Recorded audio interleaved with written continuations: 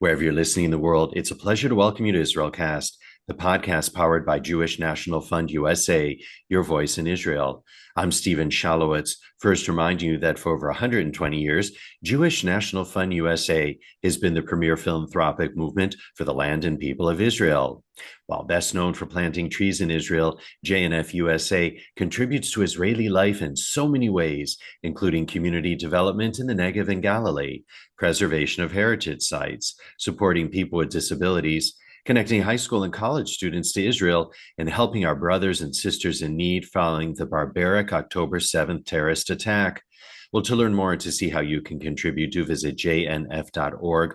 Once again, jnf.org. Plus, if you haven't done so already, we'd love it if you subscribe, rated, and reviewed us. 5 stars, of course. Wherever you get your podcast, it's so easy. And we'd love it too if you shared the show within your orbit. All right, as for this episode, I am beyond honored to welcome a true hero to the program. He's Tal Shoham, who was taken hostage from Kibbutz Be'eri on October 7th and held captive in the Hell of Gaza for 505 days. He was released in February of this year. To share his story and highlight the plight of the hostages still being held by Hamas, we very warmly welcome Tal Shoham to IsraelCast, who joins us now on the line via Zoom from his home in central Israel. Tal, it is an absolute honor, pleasure, joy to welcome you to IsraelCast. Thanks so much for joining us. Thank you for having me, Stephen.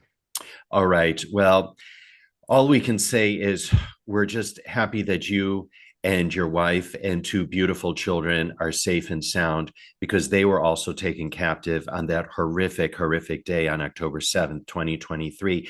And before we begin with your story, Tal, I'd like to go back to maybe October 6th. Can you tell Mhm. us a little bit about your life before you were taken hostage? So we lived in Kibbutz Be'eri until 2020. In those days, of course, there were missile attacks on Israel. I mean, occasionally every few weeks. And we decided that we don't want to grow our children in under threats of missiles and penetrations of terrorists into the fields of the south.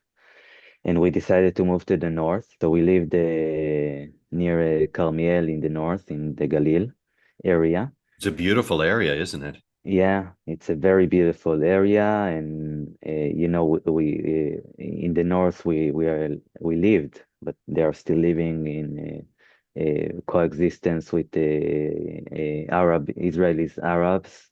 So there are Jewish villages and Arab villages all around, and we live together. And we decided to come as we did every few weeks, every 3 or 4 weeks. We came to my parents-in-law to Kibbutz Be'eri, and to visit also my parents in Kibbutz Gvulot. Um, and we decided to come to Simchat Torah, to the holiday, to celebrate with them and to give the children the experience of the Sukkah, because they had like a big garden. And we on October 6th we sat in the sukkah, we drank wine, we laughed, we had really great time, and we went to sleep peacefully, not knowing what will come next. And then October 7th happened. And what came next was you heard the sirens, you ran into the safe room, and I believe you were 7 people in the safe room. Is that right? Yes, we went, 4 of us, my wife, aunt, and her daughter also came to the kibbutz to celebrate with us, and her parents-in-law. So all of us gathered in the safe room. In the beginning, we thought that it's only a missile attack, a regular thing in the south and in most of Israel now, I mean, until the war. And it will be an hour or two, and that's it. But really quickly, we discovered that it's much bigger, and it's like it started to develop really quickly. And we should share with our dear audience that your wife is Adi, your son is Neve, and he was 8 years old at the time. Yeah, Your daughter Yael is or was 3 years old at the time. yeah, So exactly. these are young kids that don't quite comprehend really what's going on. Yeah. Right. Actually, none of us comprehended what is going on because never before I thought that this kind of breach and taking over of villages, civilians villages inside Israel will happen. So, And what did you hear and what did you experience when you were inside the safe room? so we went into the safe room. We waited until the alarms set off. And then we started to prepare, into the day because we ran with our pajamas. We didn't brush our teeth yet. So I went upstairs to take some stuff and came down. And then my father-in-law, Avshalom, which was murdered that day, he told me to lock the door. So I asked him if there is we call it Parash Turki, which it means that there is a penetration of the fence or the border into Israel, which again is something that happened from time to time, and the IDF take over and take care of it. So I thought to myself, okay, maybe a small unit of terrorists try to infiltrating the kibbutzes, and the IDF will take control of it. And we kept um, preparing for the day. And quickly we received the order to get into the safe room and hold the door because safe rooms doesn't have locks because it wasn't designed to be against terror attack but against missile attack. So we entered the room. We close the air conditioning and the lights so nobody will know that we are there. Um, of course, they knew because they knew that everyone will be in the safe rooms. And soon enough, we started to hear Arabic voices, laughs around us, shootings, grenades exploding. And I remember myself thinking, what is going on here? Where is the IDF? Why nobody is coming? We started to receive messages that the IDF is near or it is actually in one point inside the kibbutz. So I didn't understand exactly what I'm hearing, if it's a friendly fire or the terrorists. But after a while, they surrounded our home and they tried to enter from the garden from the backside. They didn't succeed in that, and they came from the front and broke a window into the house. I I was really confused in those moments because I didn't understand how can it be that that terrorists from Gaza are just walking inside the kibbutz, laughing, shouting in Arabic, like feeling really comfortable in their position, and it didn't make any sense. But I didn't have enough time to think about it because now there is a terrorist inside the house. The first thing he did is to break glasses on the floor because he knew that we are barefoot. And I understood immediately that it was clear planned. I mean, it was planned before they came, knowing what they are going to do. It's like they act as a military operation. I told my father-in-law Avshalom that they broke glasses so we cannot escape. And we just holded the door, both of us. Um, after a few minutes of him trying to open it without success and shouting to us that we should open, ordering us to open, he started to like he became quiet and did something with the door. So I understood that he is putting explosive on the door. You're talking about the I terrorist, obviously, on the other side of Yeah, the. yeah, on the terrorist, of Did he course. speak to you in Hebrew, by the way? I don't think so. I think it was Arabic. I don't remember exactly because I'm also speaking. I spoke a little bit Arabic. Now I'm speaking much better, but and I understood. So I don't know exactly in which language he spoke. I thought that he's installing the explosive, so if we will try to escape, it will blow. But actually, he tried to blow the door. Lucky for me, I decided to put like a whole wood extension of a table into the door handle, so it will stay locked. And this extension just took part of the explosion and it's scratched me in my belly. But if it wasn't there, I won't be here to speak with you. So it's one of those moments of luck, or I don't know how to call it, We say but divine intervention. exactly, yeah. And there are many of those in my story and Adil's story. Um, so in that moment, I understood that it's really, really serious, and I don't know if we will survive this. My son, Nave, who was only 8 years old, he was behind me, and when the explosive exploded, he asked me if we are going to die, if we are going to die.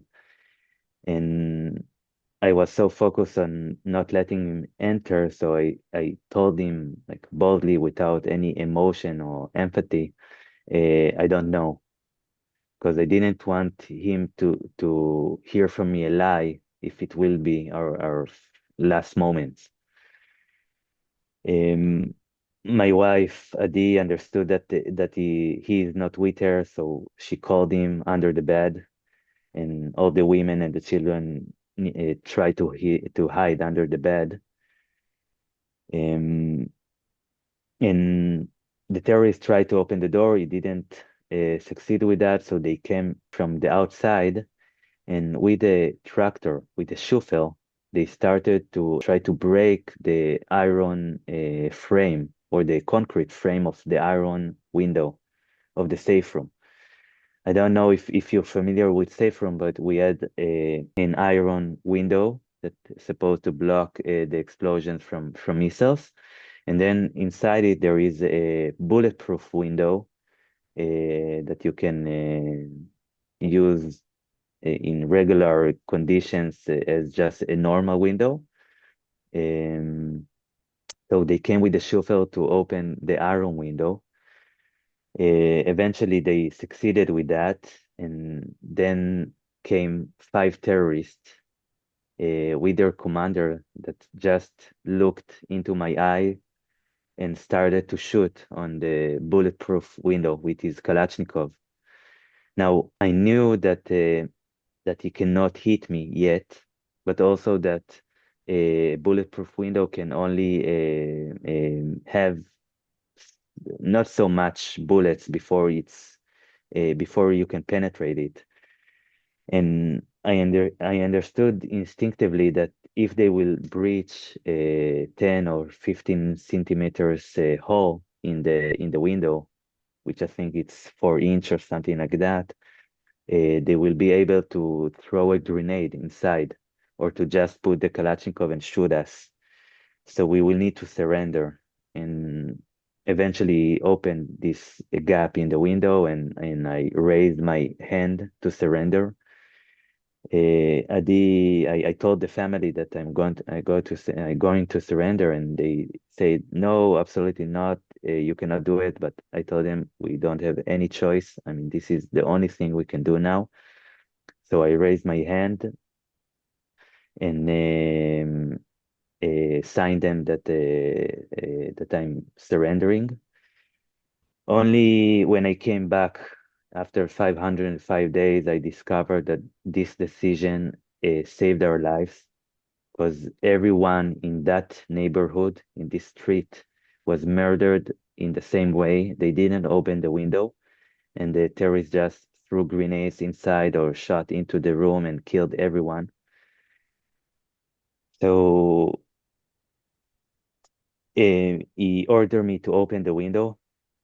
I did it, and then he took me out from the window.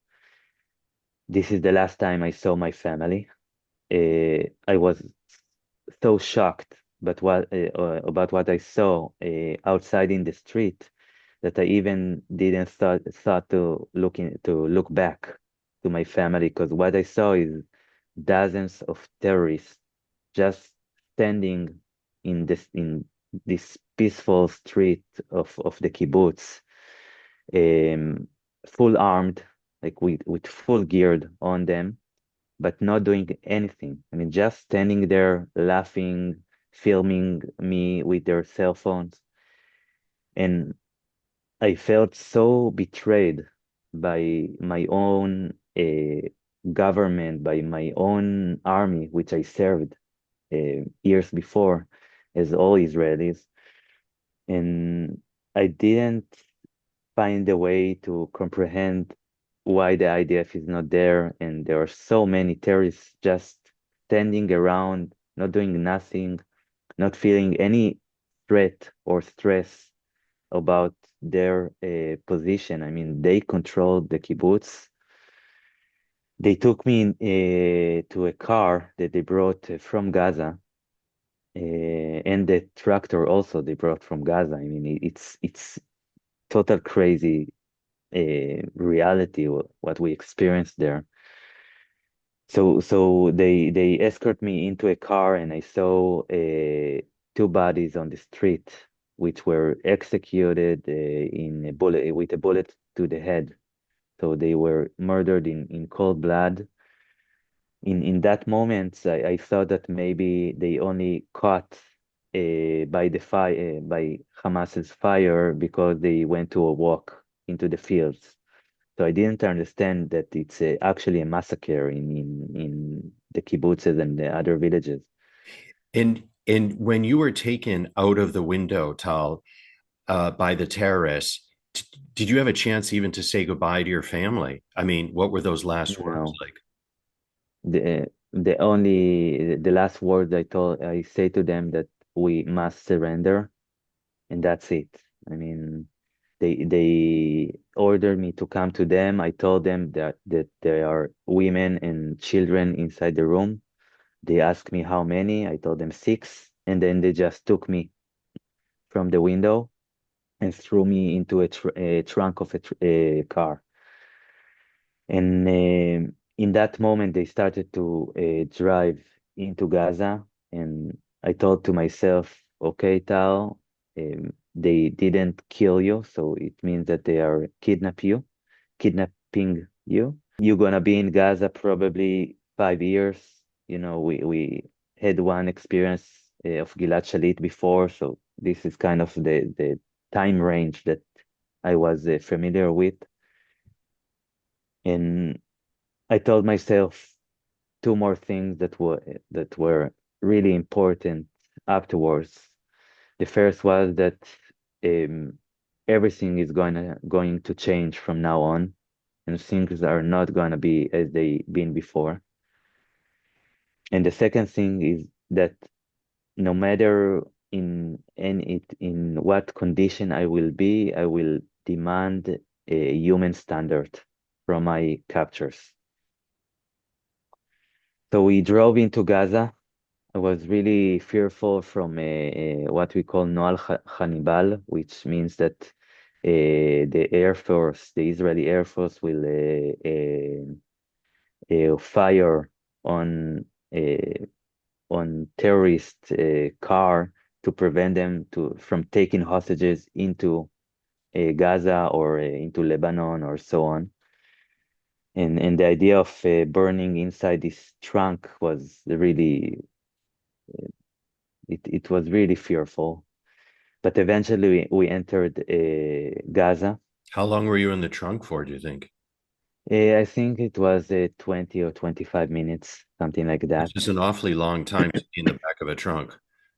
Yeah, it was, and in the middle there was a shooting, and like, the people from the kibbutz that were in the back seat, they tried to escape.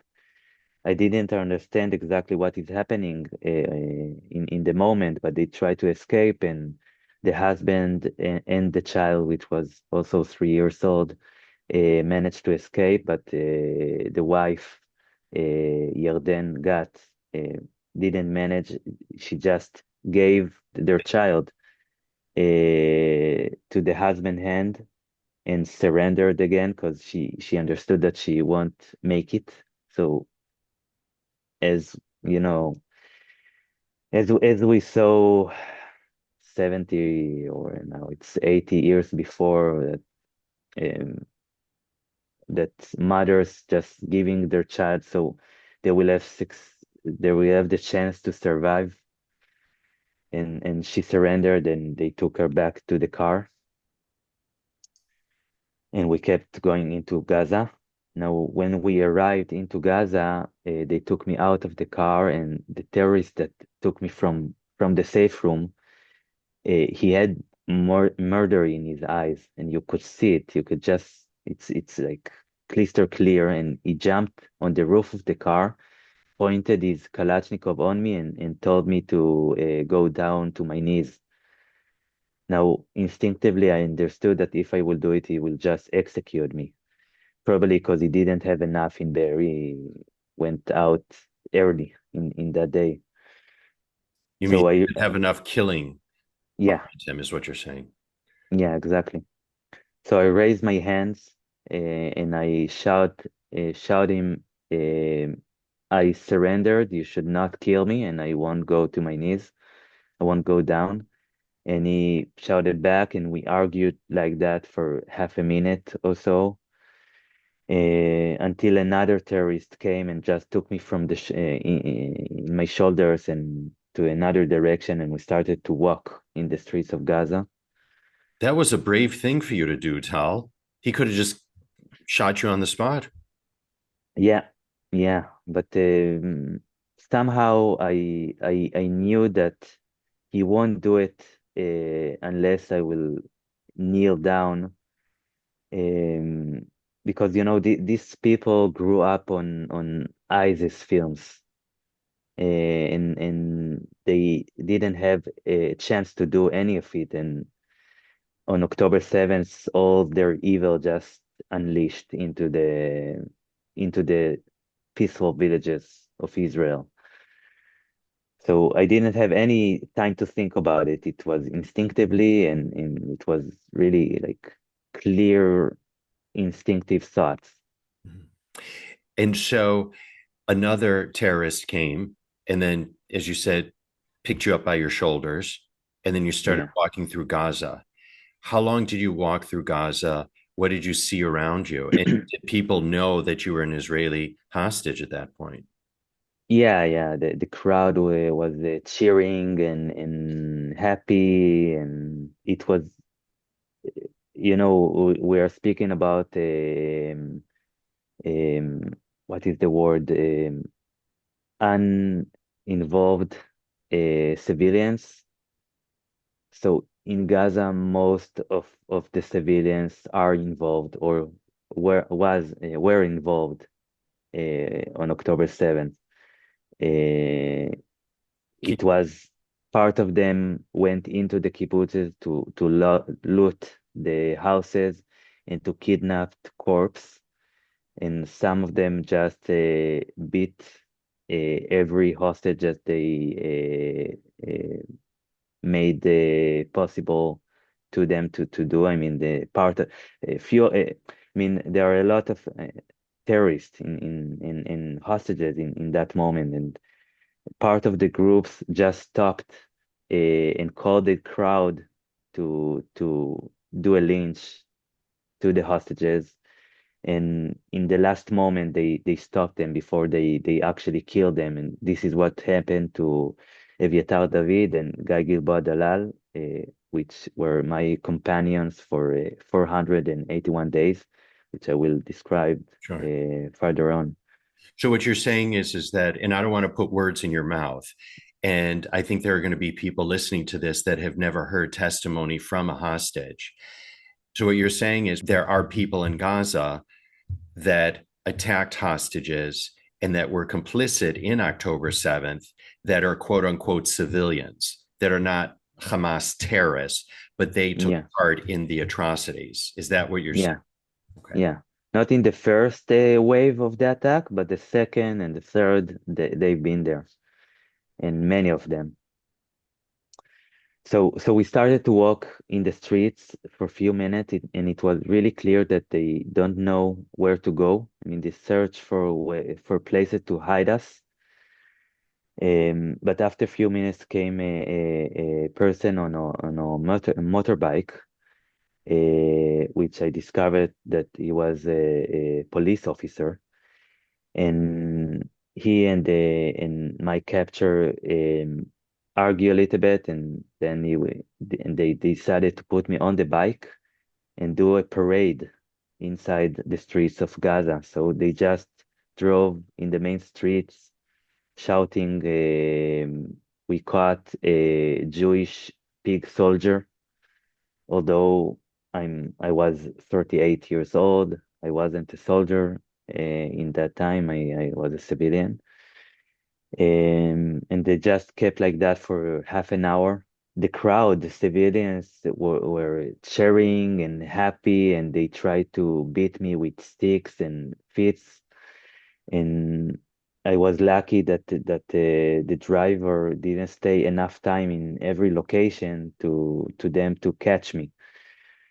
Um, and it went like that for half an hour or so until another police car came, and the policeman told them to put me into the car. I was really grateful that I entered this car because I understood that now I'm at least protected from the civilians and from this crazy parade that they try to do. And soon after, we went into a hidden house that they put me inside it, which I understood that probably the IDF don't know where I am. It's like a regular house in a civilian neighborhood with families all around it. They shackled me with a military or a police grade shackles, and for the next 34 days, I was with those shackles 24/7 On your hands? on my hands. Yeah. Um, but at least I understood that now probably nobody will hurt me because I'm already in hostage, and I hope that they will treat me well.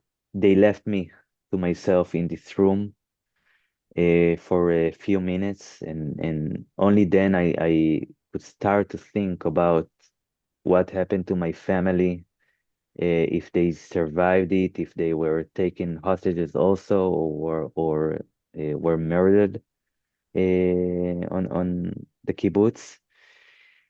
Um, I didn't manage to make any decisive thoughts about it. I mean, so the for the next 50 days, it was one of the most hurtful things that I needed to process the thoughts of my family and their faith. Um,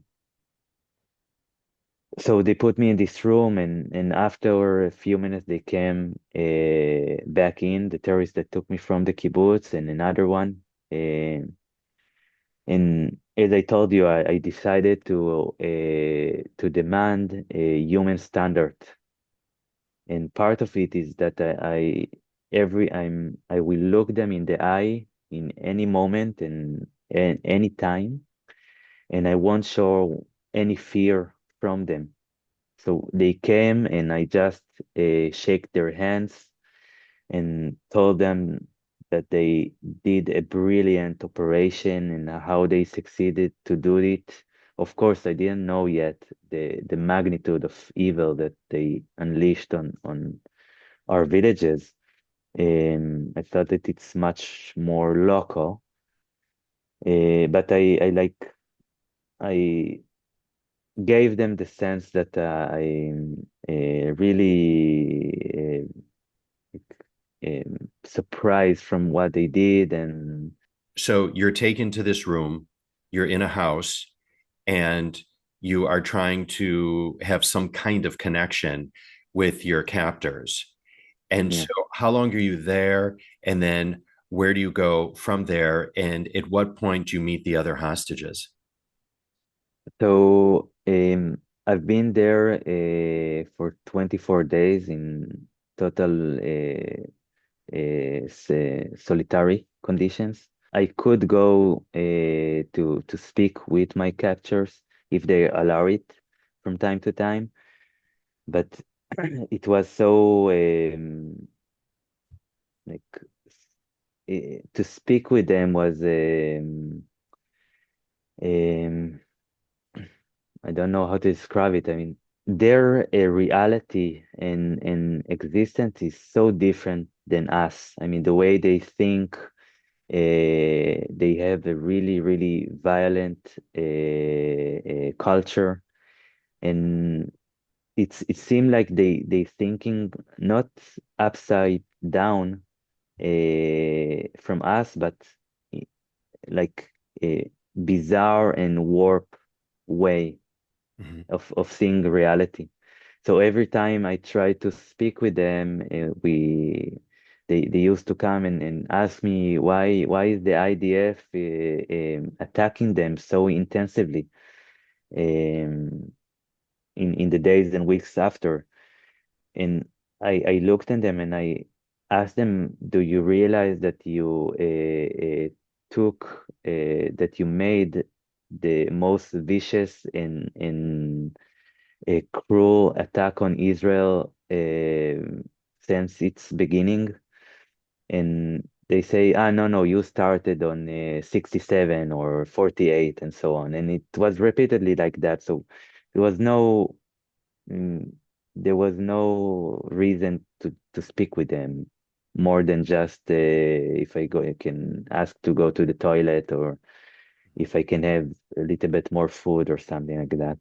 So I've been there 24 days alone, and then we went to another apartment, which I was alone again for 10 more days.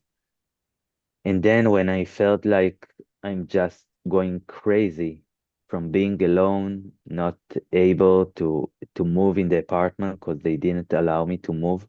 They feared that people can see me from the windows, although it was like blocked windows. It wasn't like you cannot see the outside from it. And the thoughts of my family just didn't allow me any rest. So I just thought to myself that if it will proceed like that, I will just go crazy.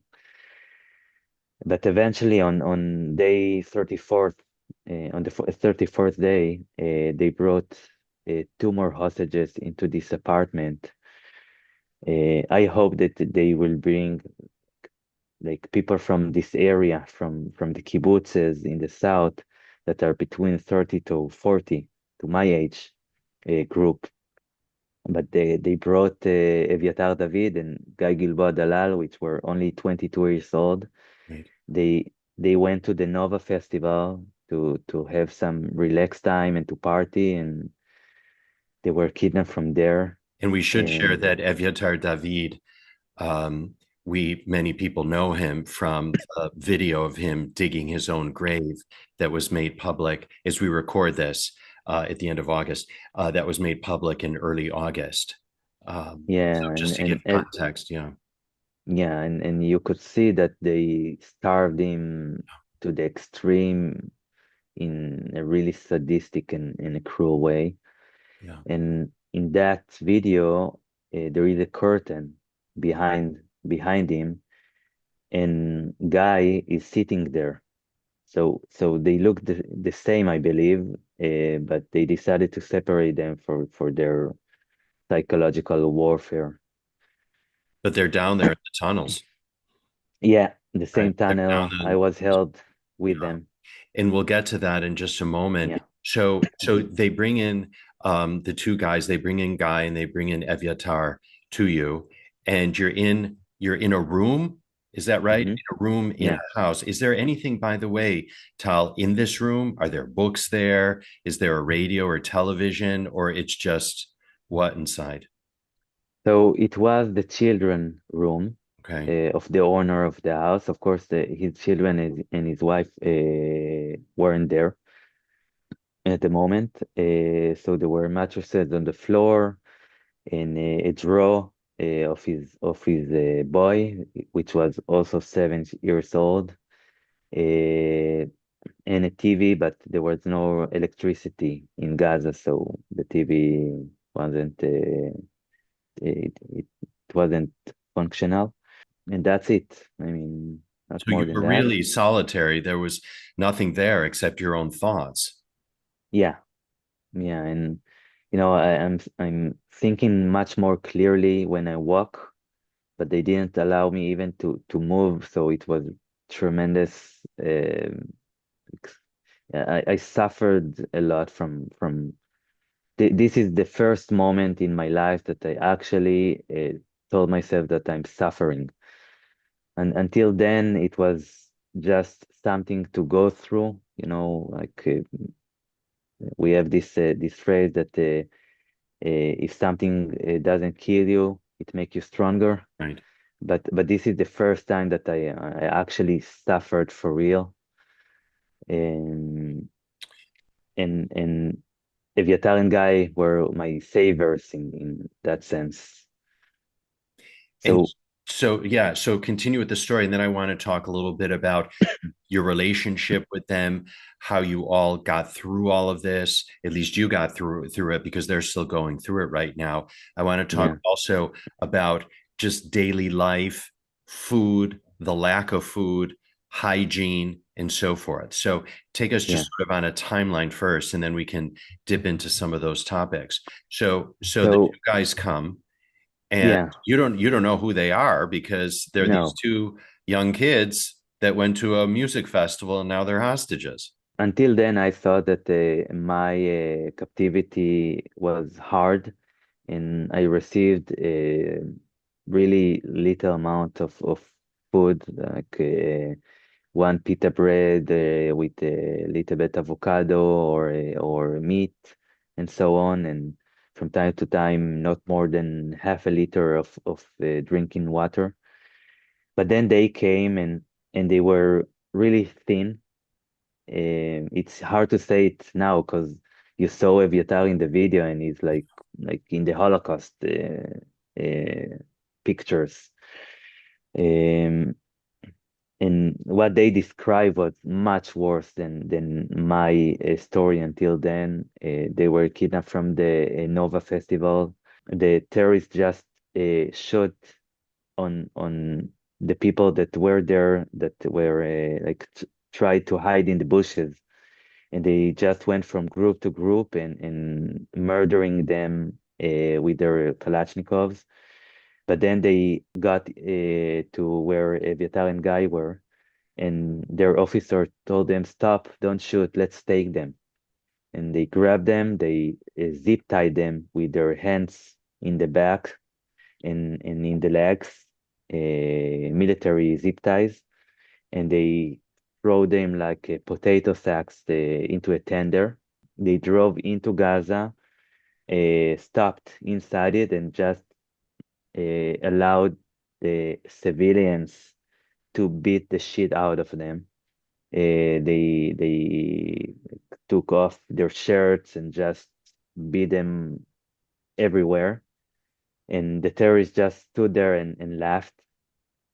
And when they decided that it's enough, they shouted to the crowd to move aside, and they took them into an apartment, which in the first 2 weeks they were ordered to sit on the floor with their faces to the wall, pointing to the wall with black nylon bags on their heads with zip ties, again, with their hands in their back and in the legs. And they weren't allowed to speak to one each other or to speak at all.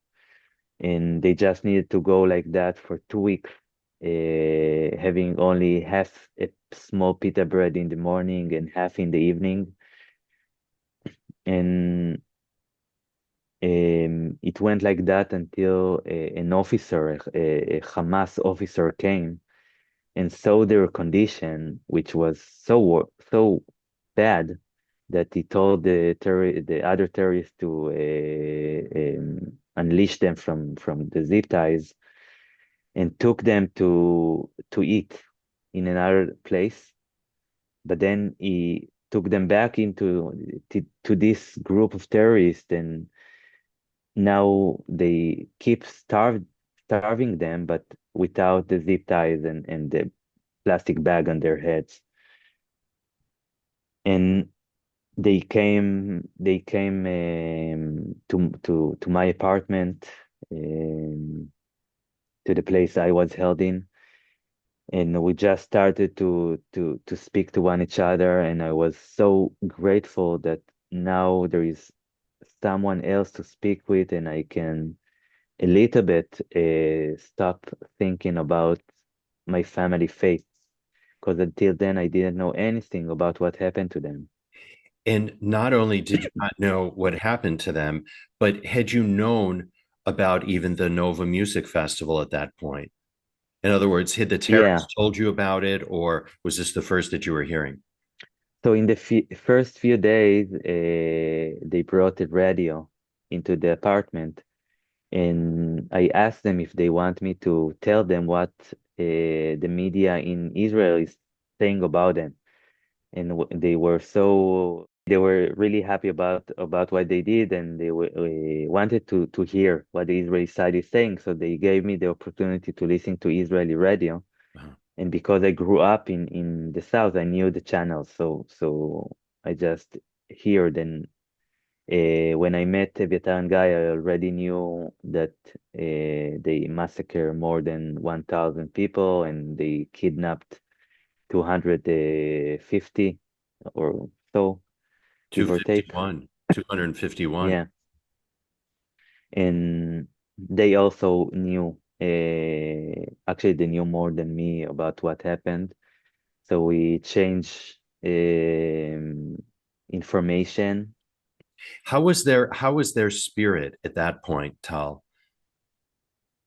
So they were really happy to meet another hostage, and they were fearful that they will be taken to a dungeon or to a small room or something like that. And uh, eventually they came to an apartment of a family. So it was less bad as they thought it could be. So they were like much more lighted when they met me. Sure. And so you were all together, and then you were eventually taken, though, into the tunnels. When did that happen? And if you can walk us through that experience, Tal. Yeah. So I would just add Sure. that since that moment that we met, we formed a brotherhood. We had a really, really good relationship with one each other, and um, we find ways to communicate really good, and to share every little bit of what we had, and we had really little amounts of food and water and clothes and so on. And it's like we became actually a family, not by blood, but by sheer faith. Yeah. So we've been together 8 months above ground in different locations. Among them, with my family guards for 21 days, um, which was, in a sense, a really good experience, but also like really hurting one. They told me about my family and what went with them and what Nave did and Yael did and so on. Because And at that point, when you went into the tunnels, you had I know you had received a letter from Adi, your wife. yeah, on the fifth day, I received a letter that describing that they were kidnapped and they are okay. They managed to survive it and to find strength to deal with it, Mhm. and they are about to be released on Okay. the 50 days, the 50th day. The 50th day So of your captivity, or after yeah, October 7th. So they were okay. But if you can talk about, before we get into your going to the tunnels, um, you did a funeral in your head yeah, for your family. And I think that's an important part of your journey. If you can share that, Tal. yeah. Before Aviatar and Guy came, I was alone and I was so the thoughts about my family were so compulsive and they didn't give me any rest. And I was really mindful about my feelings and emotions to try to be balanced and to find the strength to like to keep going on. So I understood that I need to let them go and to hold the feeling and the reality of the possibility that they were murdered on that day. So I sat down in one of the afternoons and I imagined myself in our village graveyard with all of our community behind me, and I just gazed into this tomb or grave of Adi and two small ones of Nave and Yael, and I gave a eulogy to every one of them, like a full page inside my mind, telling them that I'm sorry about what happened and I hope that they are well and I releasing them from any strength that they might still have so they can move on. And for me, it was really important to leave it inside me. Mhm. And it was one of the most difficult things I made in my life. Uh, but it was also effective in the sense of letting me move inside myself to the extremes. So in one part they were murdered in that day, and the other part they were released on October 7th, and I don't know where is the reality is, but I can now hold the um, the every possibility of it without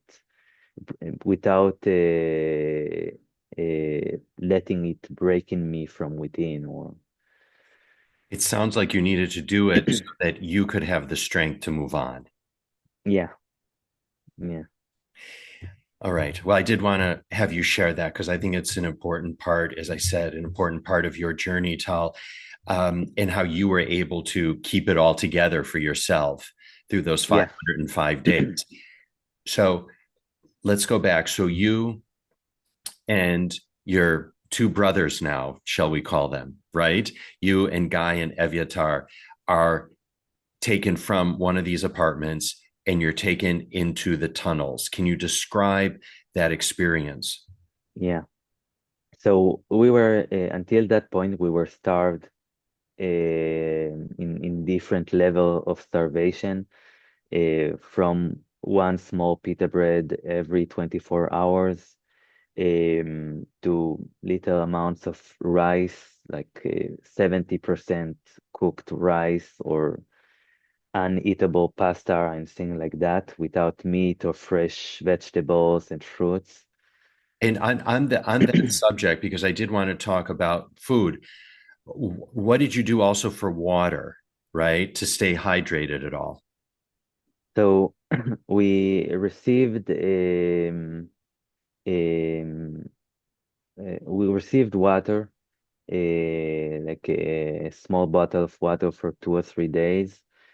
And from time to time, we just needed to drink undrinkable water that is supposed to be for dishes, the toilet, or for cleaning, which is salty water or with heavy irons inside it, with the taste of blood and so on.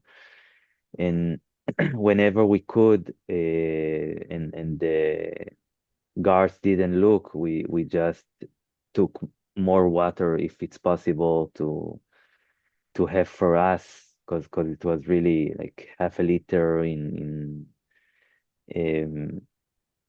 in those hot days. Yeah, because in the south it's really hot until uh, December, so it started to cool only on December, yeah, January. So you were being starved by your captors, but I also understand that you could smell the food that they were eating. Yeah, so in one of the apartment we were kept in, the kitchen was like near our room, and they could cook for 1.5 hours, like 6 different dishes of food of meals that they actually stole from the humanitarian aid, because I saw in my own eyes the boxes of Egypt and Turkey and the Emirates and so on. And they cooked those delicious things for them, and then they brought us like small portions of rice. And I tried to argue with them so many times that they should bring us vegetables and meat, and they told us that they are stealing food from the public, from their own civilians. And I saw the cans of meat and fish and so on, and I told them it's Hamas supply to you because you are guarding hostages, and we should get from it. And they said, "Oh no, you will get rice. There is plenty of vitamins in like white rice, and that's it." And no matter how I try to argue against it, they just had their own thinking about it. And they thought that it's enough, that we will have enough to survive and not more than that. And what about like hygiene facilities? I'm sure they were worse down in the tunnels, but when you were in the apartments, what was that like? Whether it was bathing or using the toilet? So we had a toilet above ground, and from time to time we had soap. There were times that we didn't have, and every time we saw an opportunity to take a little bit from there, we took, because they didn't let us use their soap, for example. So they used to give us a above ground shower every 7 days, but they showered like every 1 or 2 days, and they used to forget their soap in the shower. So we immediately went after into the toilet and just took a little bit from it so we can wash our hands. And they are so not informed about bacterias and basic biology. And we knew that diarrhea in this condition can be the like gap between life and death. So we tried really, really carefully to take care of our sanitarian condition. Um, And what kind of clothes were you wearing? Did they give you fresh clothes? so in the beginning, they didn't brought us, and it started to be cold, and we just needed to be with blankets because we were in shorts. But afterwards came another person, which wasn't even a military soldier of Hamas. He was from Hamas, but not from their military units, Mhm. and he had much more stronger religious feelings. And in their religion, they should treat prisoners as they treat their own family. It's like one of their faith, but they most of them aren't complied to that, and he was. So he brought us his clothes, and it saved us because it was so freezing in the winter that without it we could just develop diseases and so on. So we managed to like gather a little bit, like another boxer or long clothes and so on. So every one of us had like two shirts and two pants that we just washed every time we showered. So So you're taken to the tunnels. yeah, so they on June they told us that the civilians discovered that we are there and we should move, and they're going to take us to a better place, a doctor house. And they told us that there is even electricity and a fridge inside this house, and we were so happy, and uh, we thought that we will receive much more food in better conditions, and they gave us new clothes and shaved our mustaches so we will look like Hamas people without a mustache and a big bird. And we just went into the street, every one of us with one guard separately, and we are looking like them, and they are speaking in Arabic, and we are nodding with our head like we're understanding them. Of course, we could not speak because then people will hear that we are not Palestinians. So we walked like that, every one of us. I walked like 10 or 15 minutes in the streets of Gaza in the middle of the day. And then came an ambulance of the Red Crescent with armed terrorists inside it. And they put us inside this ambulance, put a corona mask on our eyes so we won't see anything. And they drove, I don't know how much time, maybe half an hour, maybe a little bit more, and then ordered us to get out. We went downhill again with our eyes closed, and suddenly the atmosphere changed, and I understood that they took us into a tunnel. I think something has to sink in for our dear audience that a Red Crescent ambulance picked you up. Okay, but there were Yeah, terrorists inside because we hear about terrorists that use ambulances and use so-called, international aid organization vehicles, et cetera, et cetera. So when we hear that a Red Crescent ambulance was attacked, the international community, so-called international community, is all up in arms. But what they don't realize after a while is that there are terrorists inside. yeah, absolutely. I mean, Hamas propaganda is really good and effective, they have help and finance from Qatar and from Iran, and they are much more. They are so good in that they fooled everyone around the world. But Absolutely. Hamas actually uses civilian houses surrounded by civilians on purpose. They uses ambulances. They uses mask.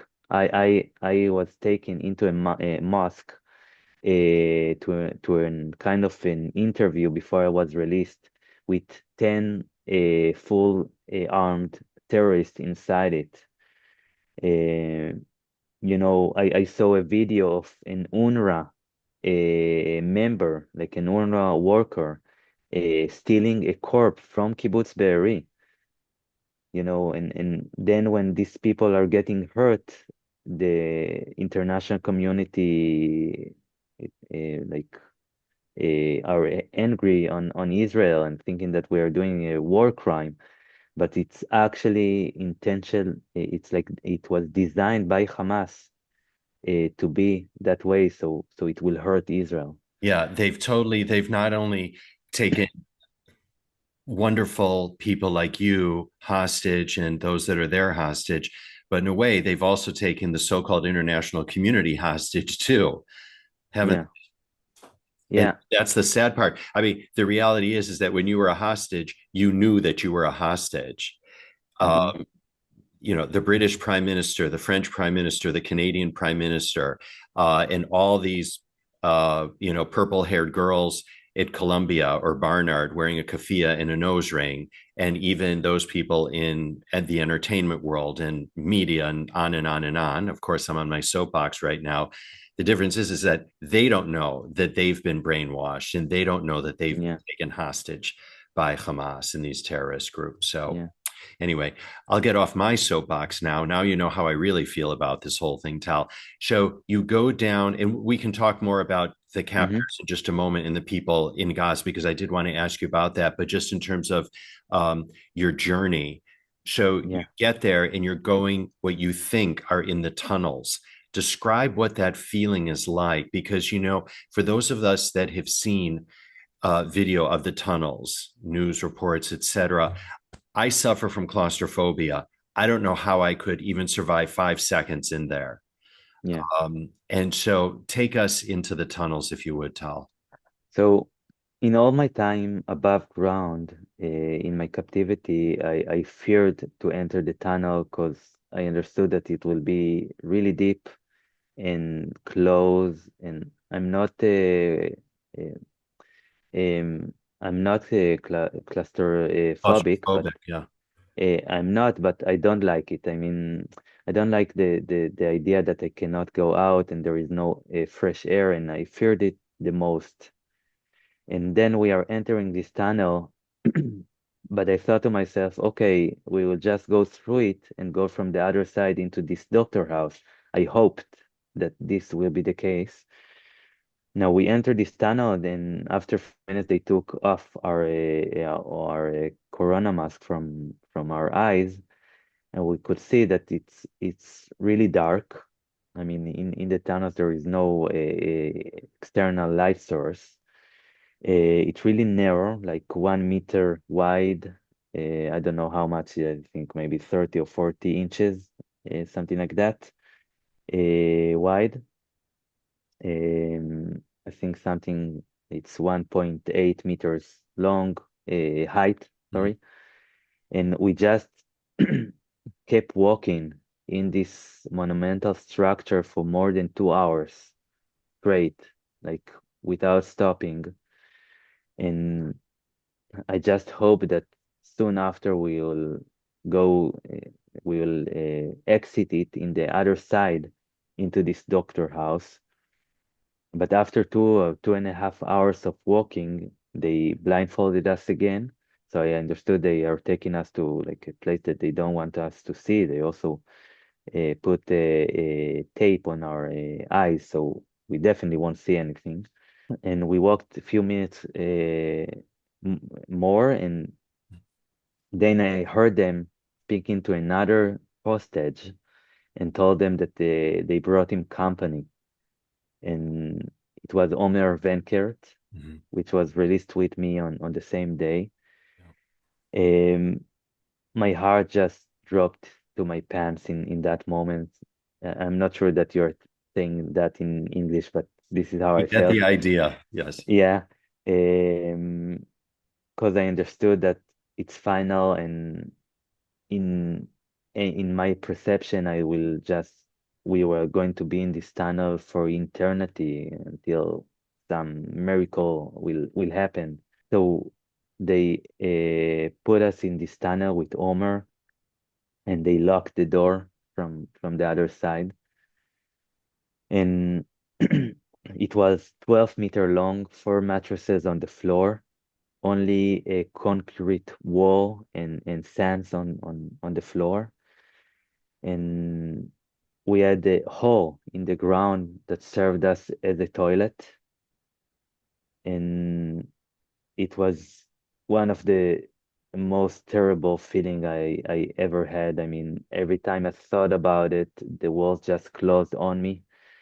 The oxygen levels were so low that none of us, even Omer, which was there in this tunnel since October 7th, none of us could breathe well. We could not speak well. I mean, we slept most of the time because the tunnel was blocked from two sides. From in one side the wall and the other side an iron door, and there was not enough oxygen for four of us, and the humidity was so high that our clothes were clinging into our skins, and we received only one shower every 21 days in average, from time to time even 35 days.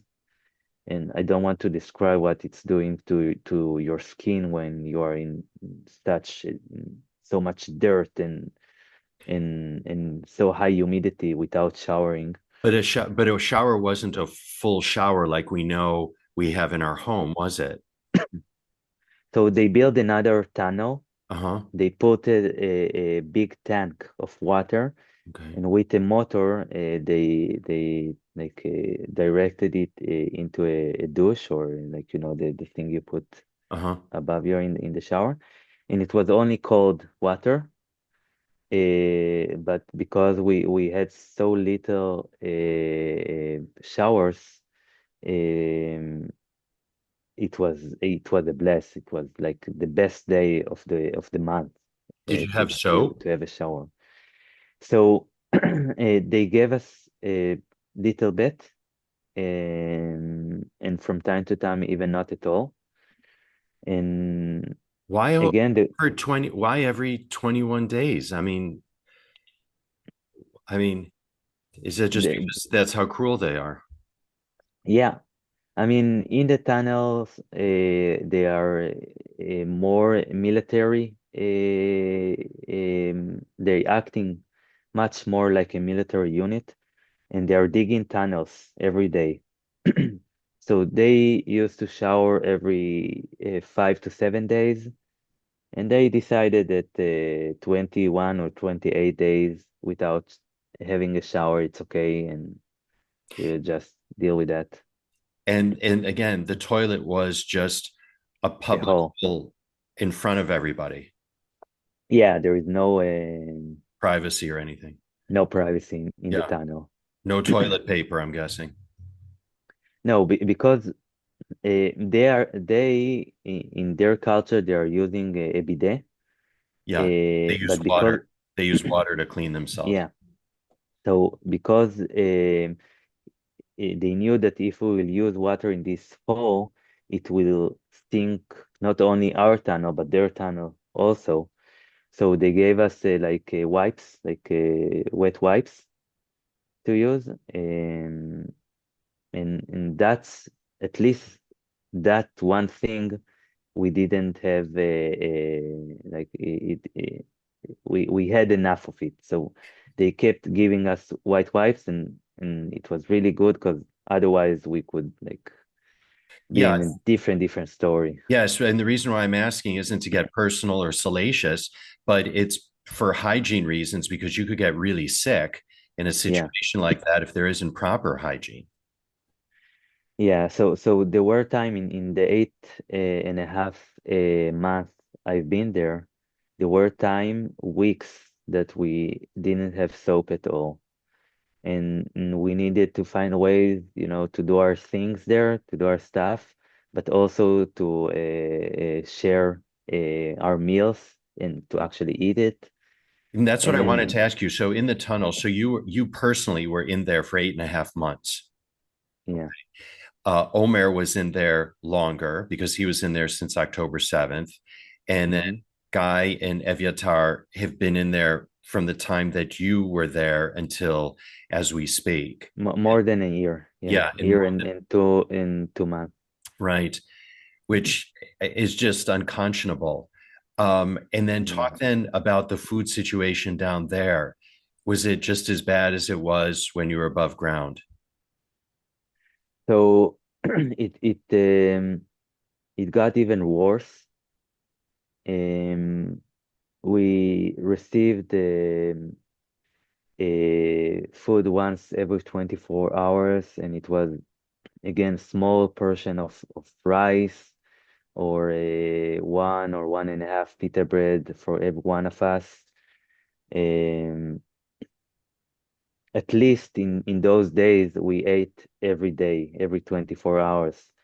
Now, as Evyatar described in the video, there are days, like 3 days, without any food at all. And they actually bragged that they stole humanitarian aid and their tunnels are filled to months ahead with food and equipment. And in another occasion, they told us, I think it slipped to them, they told us that they are starving us intentionally. So when we will get out, for two reasons actually. The first was that if the Gazians are suffering, we should suffer also. Although, we are hostages in a religious group that's supposed to treat us well by their own religions, The their captor, own you mean? religion, Yeah. the captors, yeah. And the second reason was that when we will get out, it will psychologically affect the public in Israel to pressure the government to finish the war and give Hamas everything it wants. Mhm. So you cannot see it on me now, but I lost more than 27 kilos, which I think is 60 pounds.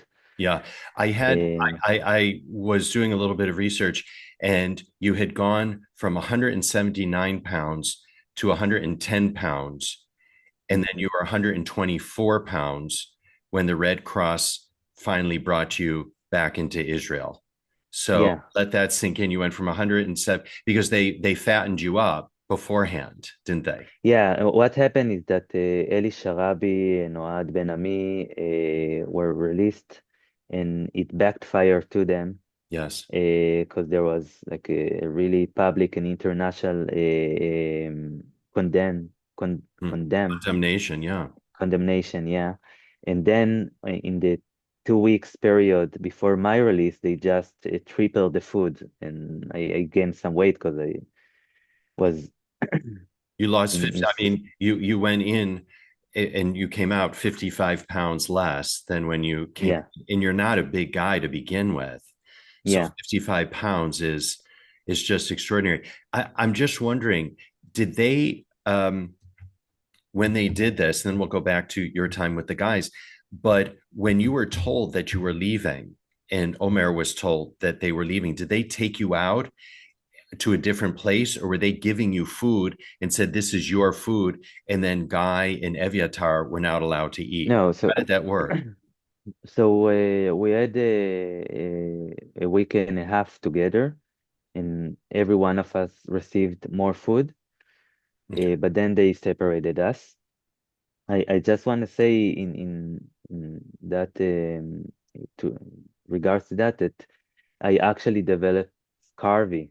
Evyatar and me, we developed scurvy. Yeah, you developed scurvy, and talk about that. Yeah, Yeah, which it's a vitamin C extreme deficiency, and it which we haven't seen since like the 1800s. yeah, we call it the sailor disease, Yes. because we didn't receive vegetables, fruits, or meat and fish, and only carbs in small amounts. So um, the body just started to eat itself from within, and this is the severe condition the hostages are in right now. And as we saw, it even much worse because now Aviatar lost more than half of his body weight, according to professional dietarian people. Like Yeah. it's not assumption. Yes. So it's much worse now. Yes. Um, and so when you did develop scurvy, and you were clearly sick. Did you have a doctor come see you? Yeah, so after I told them that I developed a severe infection in my leg, Hmm. and it was so painful that I could not walk. So when I told them that I actually cannot move, they understood that it's seriously, and this is the first time I saw a doctor. Before that, I had for 9 months infection in my ear, and it just dropped like yellow liquid, and they didn't allow me to see a doctor. So I needed to put like a tissue or something in my ear for 9 months until I was released. But this is the first time they gave me a doctor, and he tried to see what is going on. He gave me like antibiotics and steroids, I Hmm. think you call them. Yes, steroids. Uh, but in the end, what really helped is that they gave us 7 days of vitamin pills, and it was so effective that we just felt it immediately. Even Omer and Guy, which didn't develop exactly scurvy, they felt so like to the extreme, and we asked them more, but they said no, this is what we are allowed to give you, only 7 days of vitamins. So, So this saved us, because otherwise Vietar and me, we probably were dead from it. It's a deadly disease in yeah. the end. And so how are you told that you're going to be released? Um, so on January 21st, Hmm. came one of the guards, which really liked Omer. He knew him since the beginning, and he told us, without his commander knowing about it, he told us that there is a deal, and already on the 17th, 3 women were released, and Omer and me are going to be released in the end of this deal. So we had a really stressful month when we didn't know for sure if he's telling us truth or a lie, because they did lie to us, and they tried to manipulated us and to like inflict pain and suffer psychologically and physically. So we didn't know for sure if he's trying like to just uh, to inflict some pain, or he actually telling the truth. Yeah. But but we started to prepare to this idea, and Eviatar was really depressed about it, because he was really happy that we are leaving, but then it means that he will stay only with the guy, and we won't be there. And he was really depressed that he don't know when they will go out. And we hoped that I tried to cheer him up and say there will be a second deal. You will see, you will come back in a few weeks or a month, or not. I mean, not more than that. Um, so they were happy for us and happy that their families would be able to have information about them and they can pass messages. But we also were sad that they need to stay there. And um, yeah, it was like a roller coaster of Of emotions. emotions and feelings I the can whole month. Yeah. I can imagine. Tal, before we get to that day that you're released, um, I want to talk a little bit about what kept the four of you going together. I know that you said you created like a family unit, if you will, and you gave each Yeah. other support, but just on a day-to-day basis, take us through maybe a typical day, or really what happened or what transpired there. And, we should again remind everyone that is tuning in that we're not talking about sitting on a beach together. We're talking about a tiny confined space with some mattresses, a hole in the Yeah, ground for the toilet. You haven't, you haven't showered. It's hot. You can't breathe. You're ill. You hardly have anything yeah. to eat or drink. And it's in those conditions that you're having Mhm. to survive on a 24-hour basis, day in and day out. So Yeah, if you can kind of share a little bit of that daily life. yeah. It's also 20 or 30 meters underground. It's also Yes, which important. is And another see, it's a big psychological factor. Yeah.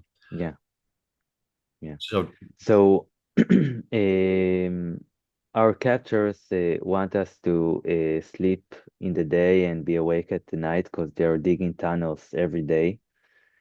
So they used to come into the tunnel at 9 or 10 p.m.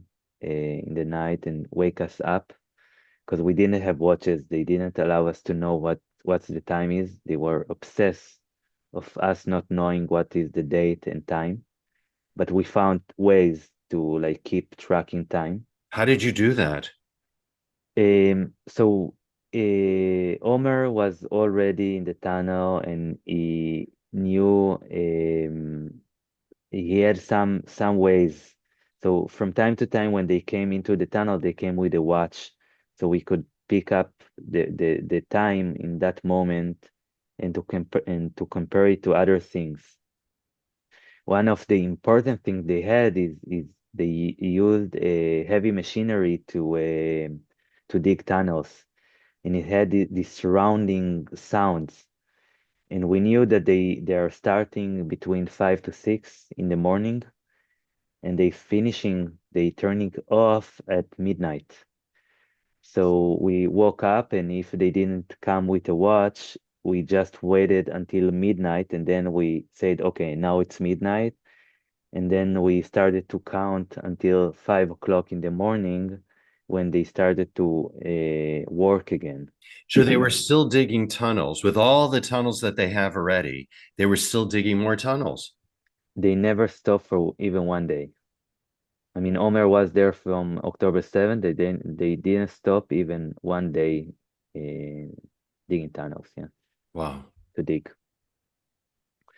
So they woke us up, and in a good day, they will just uh, throw on us the food and the water and leave. Hmm.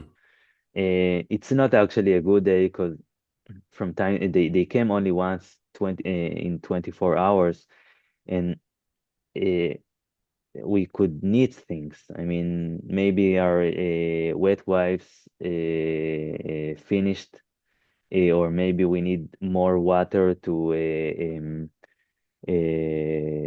wash our hands and our faces, which are again undrinkable water. It's not the fresh water that we used, or other stuff, and he will just get into the room, just throw the food and leave before we can even say something.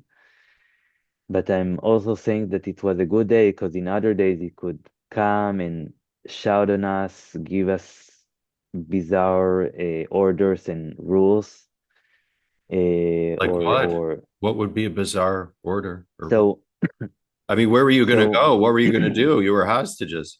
Yeah, but he bullied us in different ways. So we had the mattresses, and because we were in the tunnel, which is not like a flat, it's like going in a little bit like in with an angle to it. Slanted, So we say. Yeah. yeah, slanted. So we needed to sleep in like in how you call it, like in a train uh, I know. way Like or something like that. Yeah, you mean like one after the other, right? Like exactly, in a row. in a row. Yeah. And one's foot is on the other one's head because it was all of them like packing together. And we switched mattresses because one is really close to the sheet hole, and it's really smelly. And the other ones having like much more humidity or less, and so on. I mean, and as I said, we shared everything, so we did turns. But then he came and he ordered us not to switch places, for example, or we are not allowed to take off our shirts, although it was so hot and the humidity was so high and we didn't change clothes, so our clothes were perpetually wet. And it could, I mean, things like that. Did you ever And get new clothes down there? Like, how did, were you able to wash your clothes? So yeah, we received we had two pairs and we received a new pair in every shower. So every 21 or 28 days, they allow us to switch to change clothes So presumably in 8.5 months, you could have taken, I'm making it like 10 showers. in a good yeah, something like that. I mean, yeah, Yeah. in those conditions, I mean, hmm yeah, it's horrible. And then, so how did you all spend the day? I understand you also had a deck of cards, but only two could play at a time. Is that correct? Yeah, so no, we actually we played four, Oh, but okay. in a row. So we played Okay. I don't know how you call it in English, but we played a specific card game, and the cards started really fast to to lose their colors. So we needed to find ways to put numbers and signs on the cards. We were really creative in doing that. How'd you do that? So we every time they gave us the portion of rice, it was with a nylon bag with tapes, like yellow tapes. So we saved the tapes and we saved the nylon, and we kind of used everything in that we have. You have So we what's called a Yiddish seichel. yeah, and after a while, I discovered a brilliant thing, and it was that we can use this card to play chess. So I made the board from 64 cards turned down, so it was blue and red, cards one plus one each other, Like a board. Yeah. like a board. Yeah. And then we use the royalty of the card, like the king, queen, and so on, as um, the the ones that you use in the chess, Yes. and the soldiers were from nylon bags and tape. So we got the opportunity to keep our mind working, you can say. Um, so we usually woke up, hope that the guard won't enter and just shout on us or try to beat us or to throw the water, or from time to time he would come and say, I saw in the news that your family were killed in a missile attack that we launched, or Hezbollah killed your family, or Iran killed the family, and so on, or we kidnapped your families, and so on. I mean, or nobody could come and say nobody's care about you anymore. I mean, everyone leaved you, and they would try to find any way to make us suffer and to like to inflict us in different ways. Not all of them are physically, but some of them were. And then the physical, can you talk about that?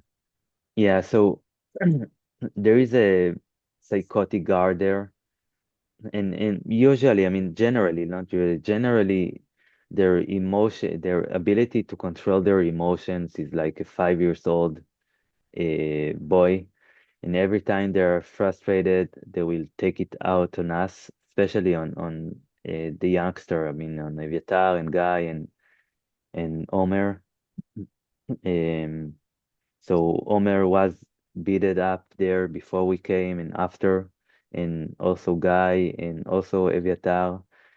But there was also a psychotic guard inside it, and he find really creative ways to make us suffer. He shut off, he closed the light inside the tunnel, and it's like it's I call it the internal, not internal, eternal darkness, because you cannot see even your hand in front of your face, and we needed to stay like that for I don't know 12, 14, 15 hours straight every time we did it. And we knew that it's on purpose because they installed the camera in the tunnel, and actually and also an explosive device. Um, and when the camera worked, it had like a red shining light, like a LED. And from time to time, there was a complete shut off of electricity because problems, and then the camera didn't work. But when he did it on purpose, the camera worked, so we knew that it's intentionally. He turned fire outside of our tunnel, directing the smoke inside it into the tunnel. So we suffocated, and it was to the extent of I thought that 15 minutes more of this smoke and we would just suffocate to death because we already were lying on the floor, I mean on the mattresses to have a little bit of oxygen, and it was really, really terrible. Um, he ordered us to eat uncooked pasta that he made for us, and then he took Omer and just beat him, and took Guy and blindfolded him and told him to stand for 3 hours, just to stand there without us doing anything. I mean, and it was so crazy. I mean, I try to think to make sense about their behavior, and I could not understand why other human are um, going like to like putting so much effort to inflict pain and suffer to another human being. We are not armed. We weren't armed before. We're not soldiers. We didn't kill anyone. We lived peaceful lives. We are now hostages in their custody, and they're still trying to like to break us down, to just break our souls and spirits. And clearly they didn't. Yeah, And so, what was it inside of you, inside your other three brothers there, that really harnessed that energy to say, you're not going to break us? yeah. So um I'm 40 years old now, and um I started the you can call it a religious journey and a spiritual journey when I was 15 years old, of self-development and personal development, and really a religious journey. So I gained and learned a lot of things that was really, really helpful in those extreme conditions. And when Eviatar and Guy saw that my reaction to things are different from them, they started to ask questions. And I started to teach them tools that they can use to balance themselves, to find strength, to make peace with the possibility of dying, which we were really close to dying several times in those days, and so on. And we started to practice things together. We shared our experiences, and we could wake up in the tunnel and then have a quiet time for every one of us to see what is going on inside him, like a little bit in the realms of mindfulness.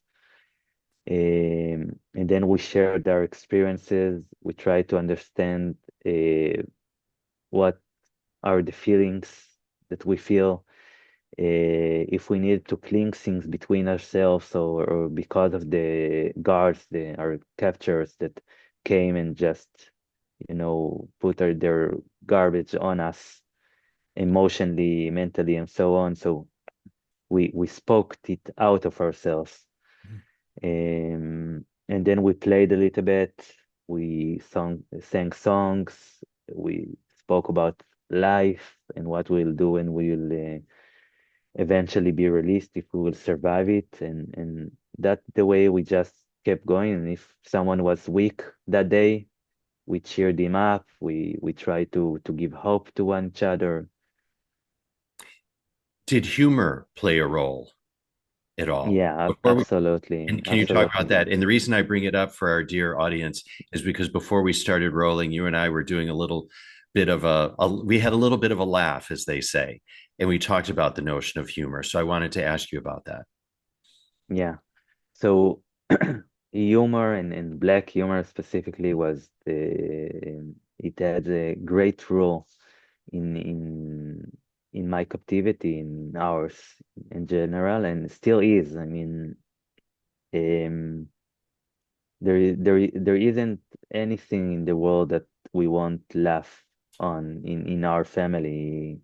Now, not only Adi and I mean, with the children, it's not exactly like that. I mean, the adults Uh-huh. with Yes. them, we are a little bit more sensitive because they're still children. But Right. we are laughing about everything that happened, about everything that is happening, and also we did it in the tunnels.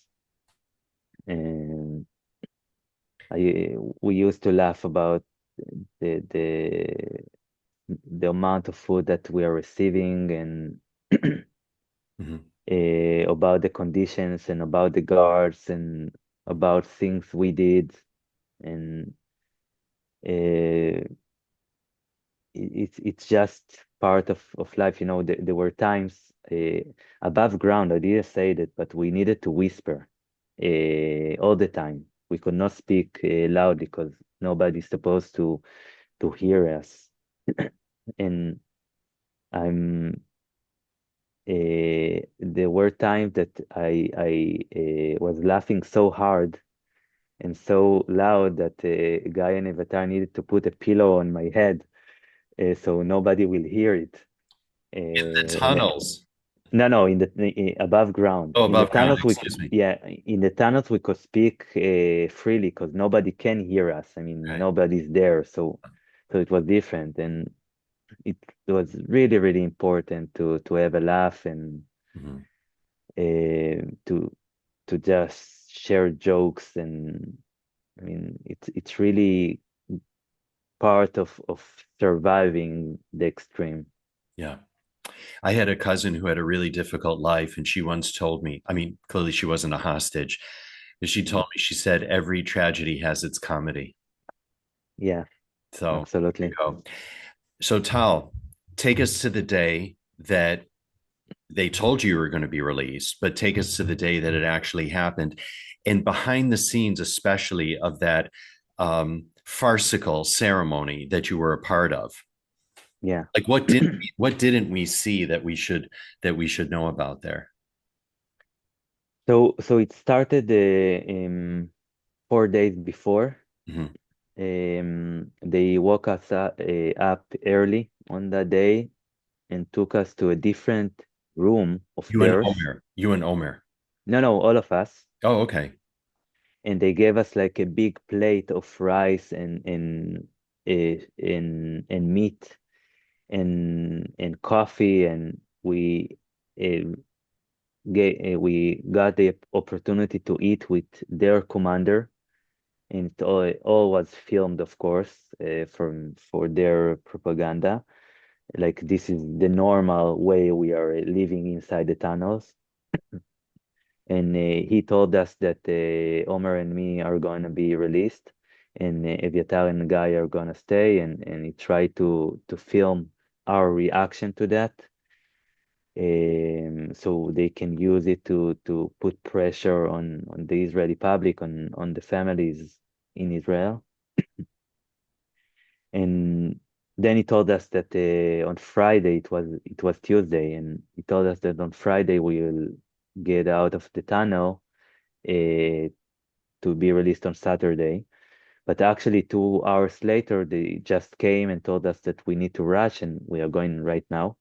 So we had like few minutes to say goodbye to Guy and Eviatar. I hugged them. I told them to be strong, and I hope that we will see each other really, really soon, Mhm.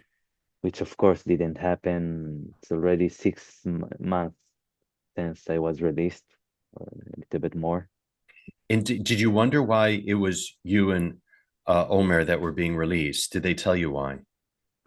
So it was a humanitarian deal, and both of us has a background disease that can be dangerous enough if it will get out of control that can be deadly. So it was part of the list the Israel authorities made. And you were ill, and Omer was ill. You both were sick, as you said, Yeah. and yet the Red Cross never visited. And had you wondered about that? Um, Or Doctors I Without didn't. Border, or Doctors Without Borders never visited. Yeah. Uh, I didn't bother about that because I worked with the international community when I served the army when I was young. I worked with them, and I knew how they are working, and they can condemn Israel as far as they want, but in the end, they cannot find ways to make Hamas to cooperate with them.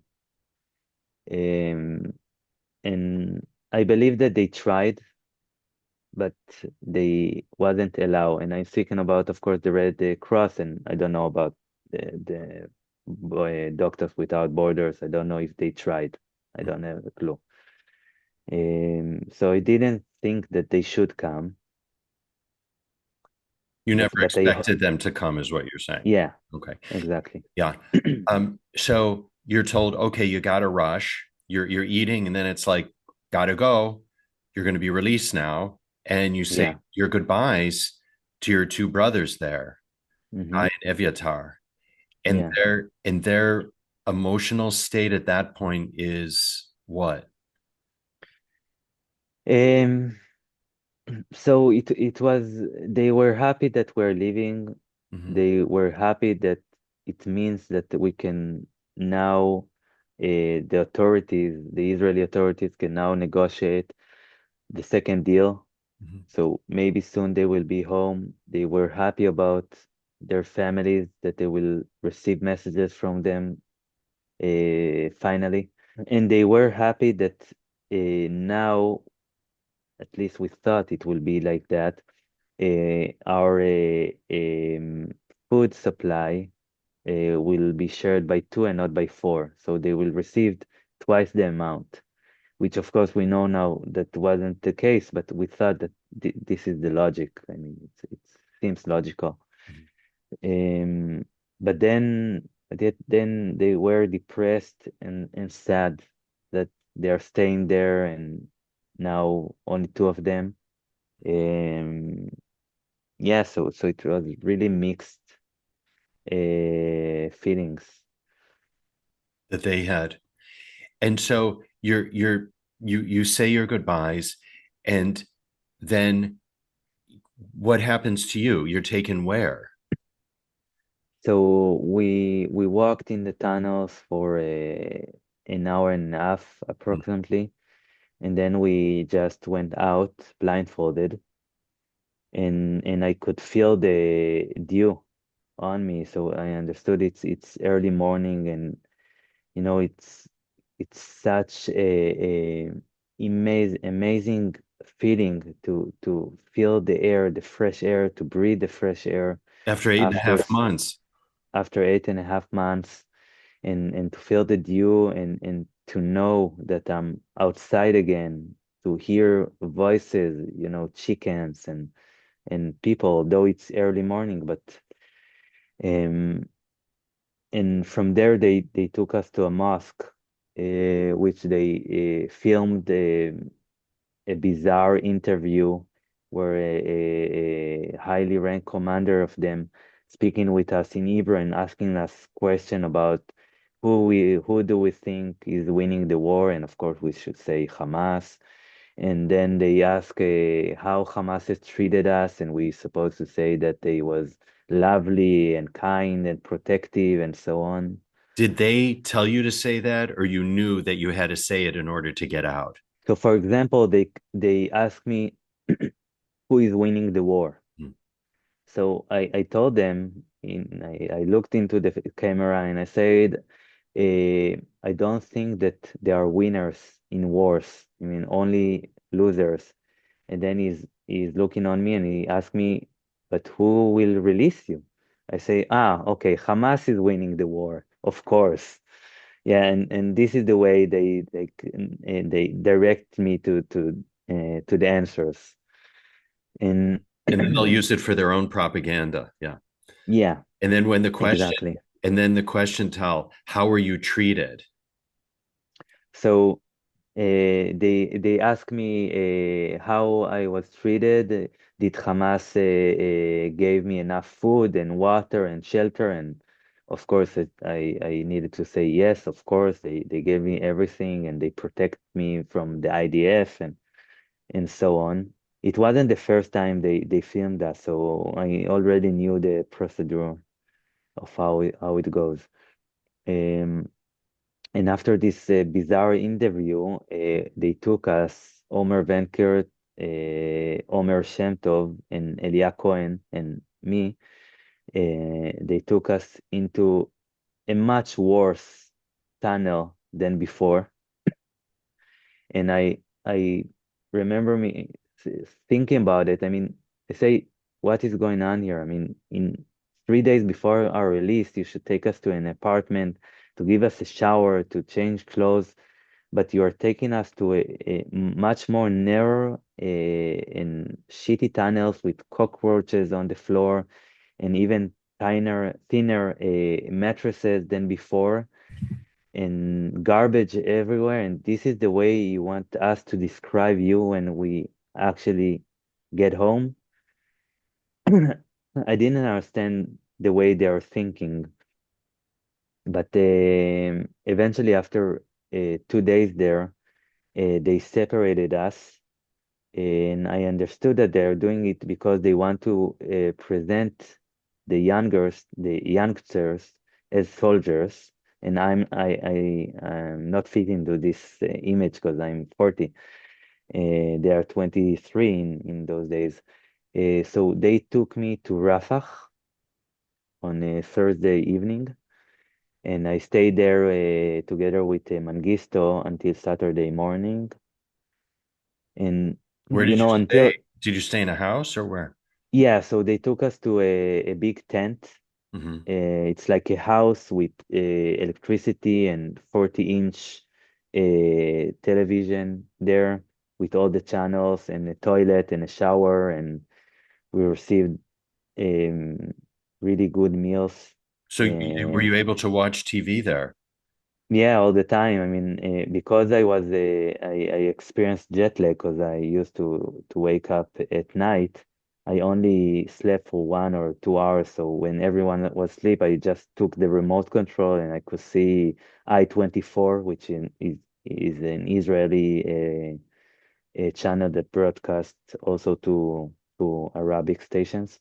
And you didn't know a lot of what had transpired, I would assume. So I would Yeah. imagine that that was a real eye opener for you to watch the news and to see what happened after what? How many months is that already? Yeah. So, Well, you were uh, 500, you were released on 505 days. So if this is like what, 2 days before, so yeah. 503 days of not seeing the news. Yeah. And we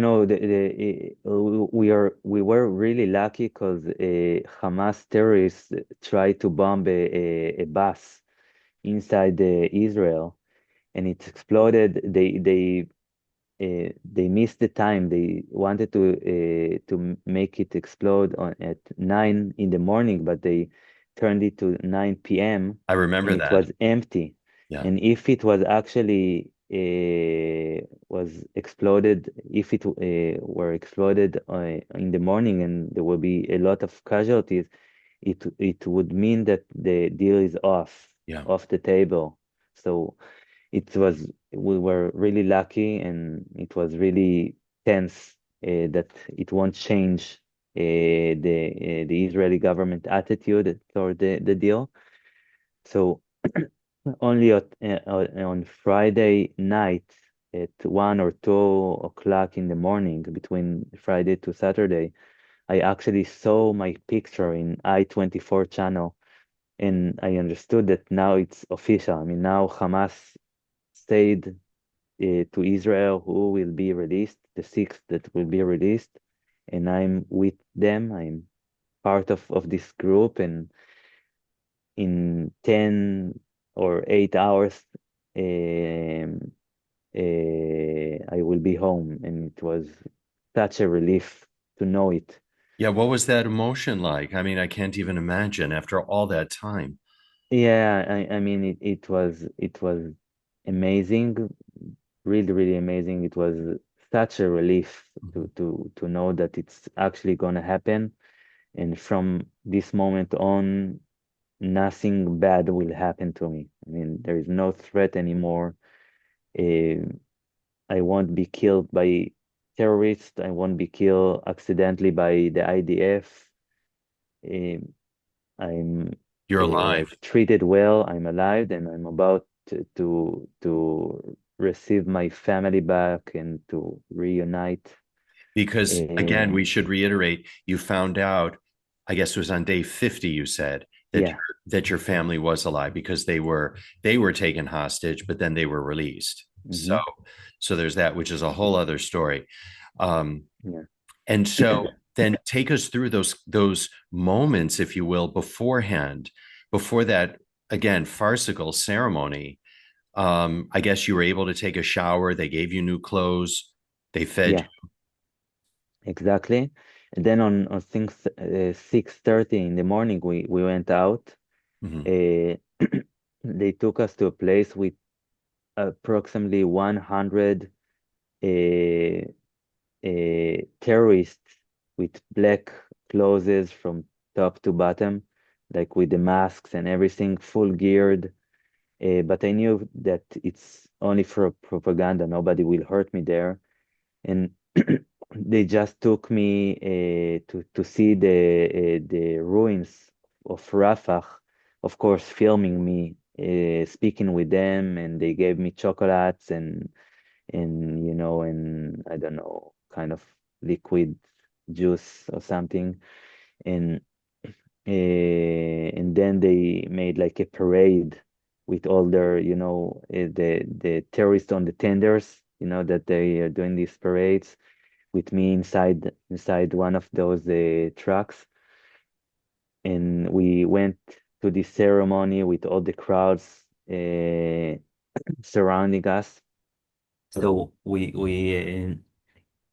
went into this stage, and before they took me out of the car, they asked me if I can speak with the audience in the mic and tell them how good Hamas treated us and protected us and gave us food and water and shelter and protected us from the IDF.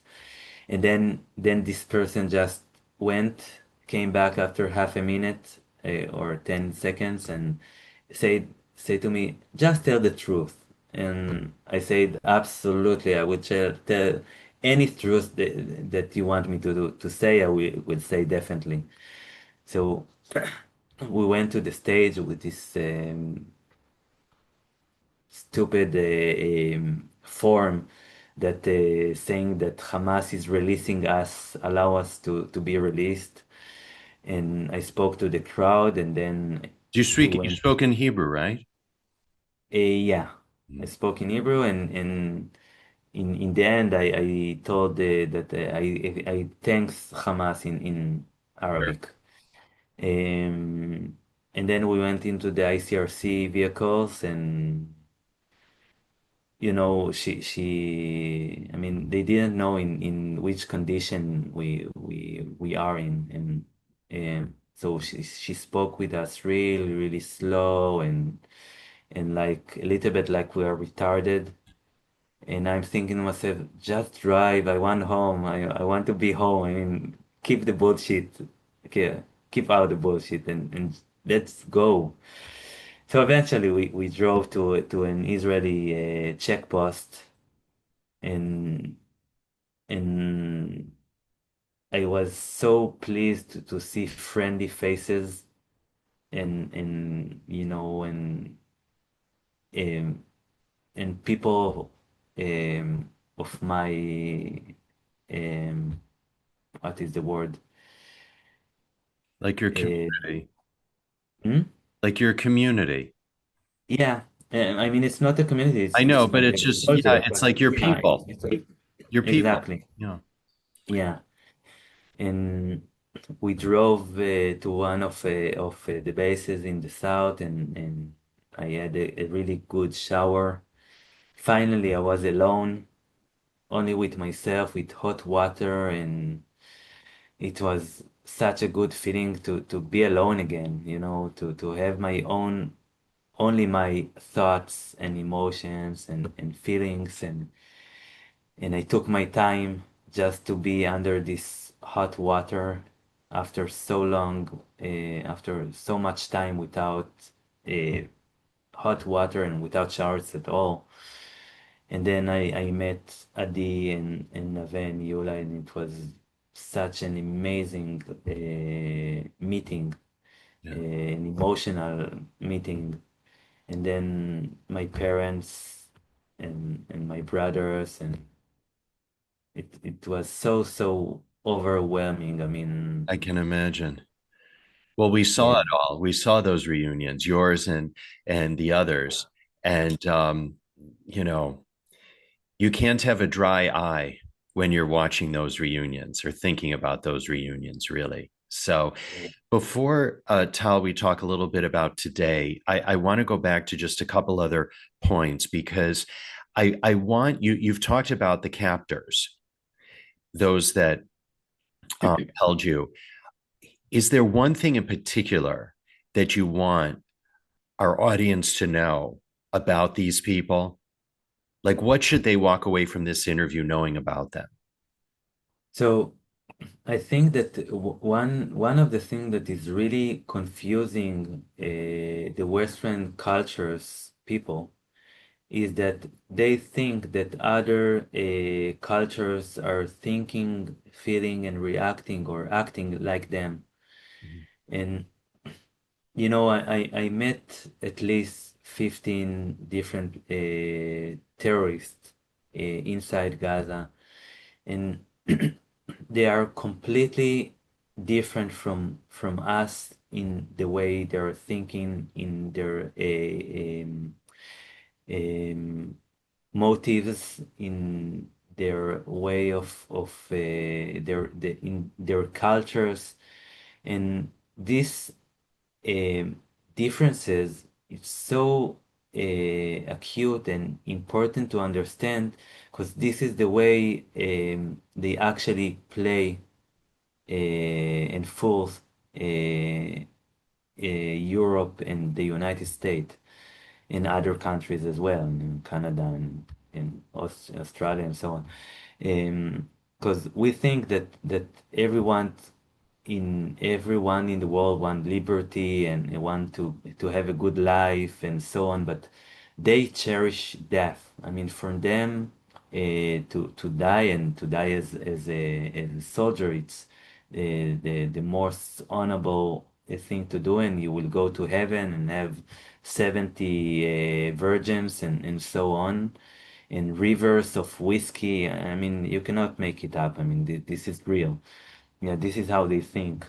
and they don't care if their civilians population will die because they will go to heaven also, and they will become shaheeds, and they don't care how much time it will take. Their purpose and mission is to annihilate Israel and every Jew in it. And they used to tell us time after time after time, uh, October 7th was only the beginning. The next October 7th, we will take over all of Israel. And every Jew that will stay there will die. We will murder everyone.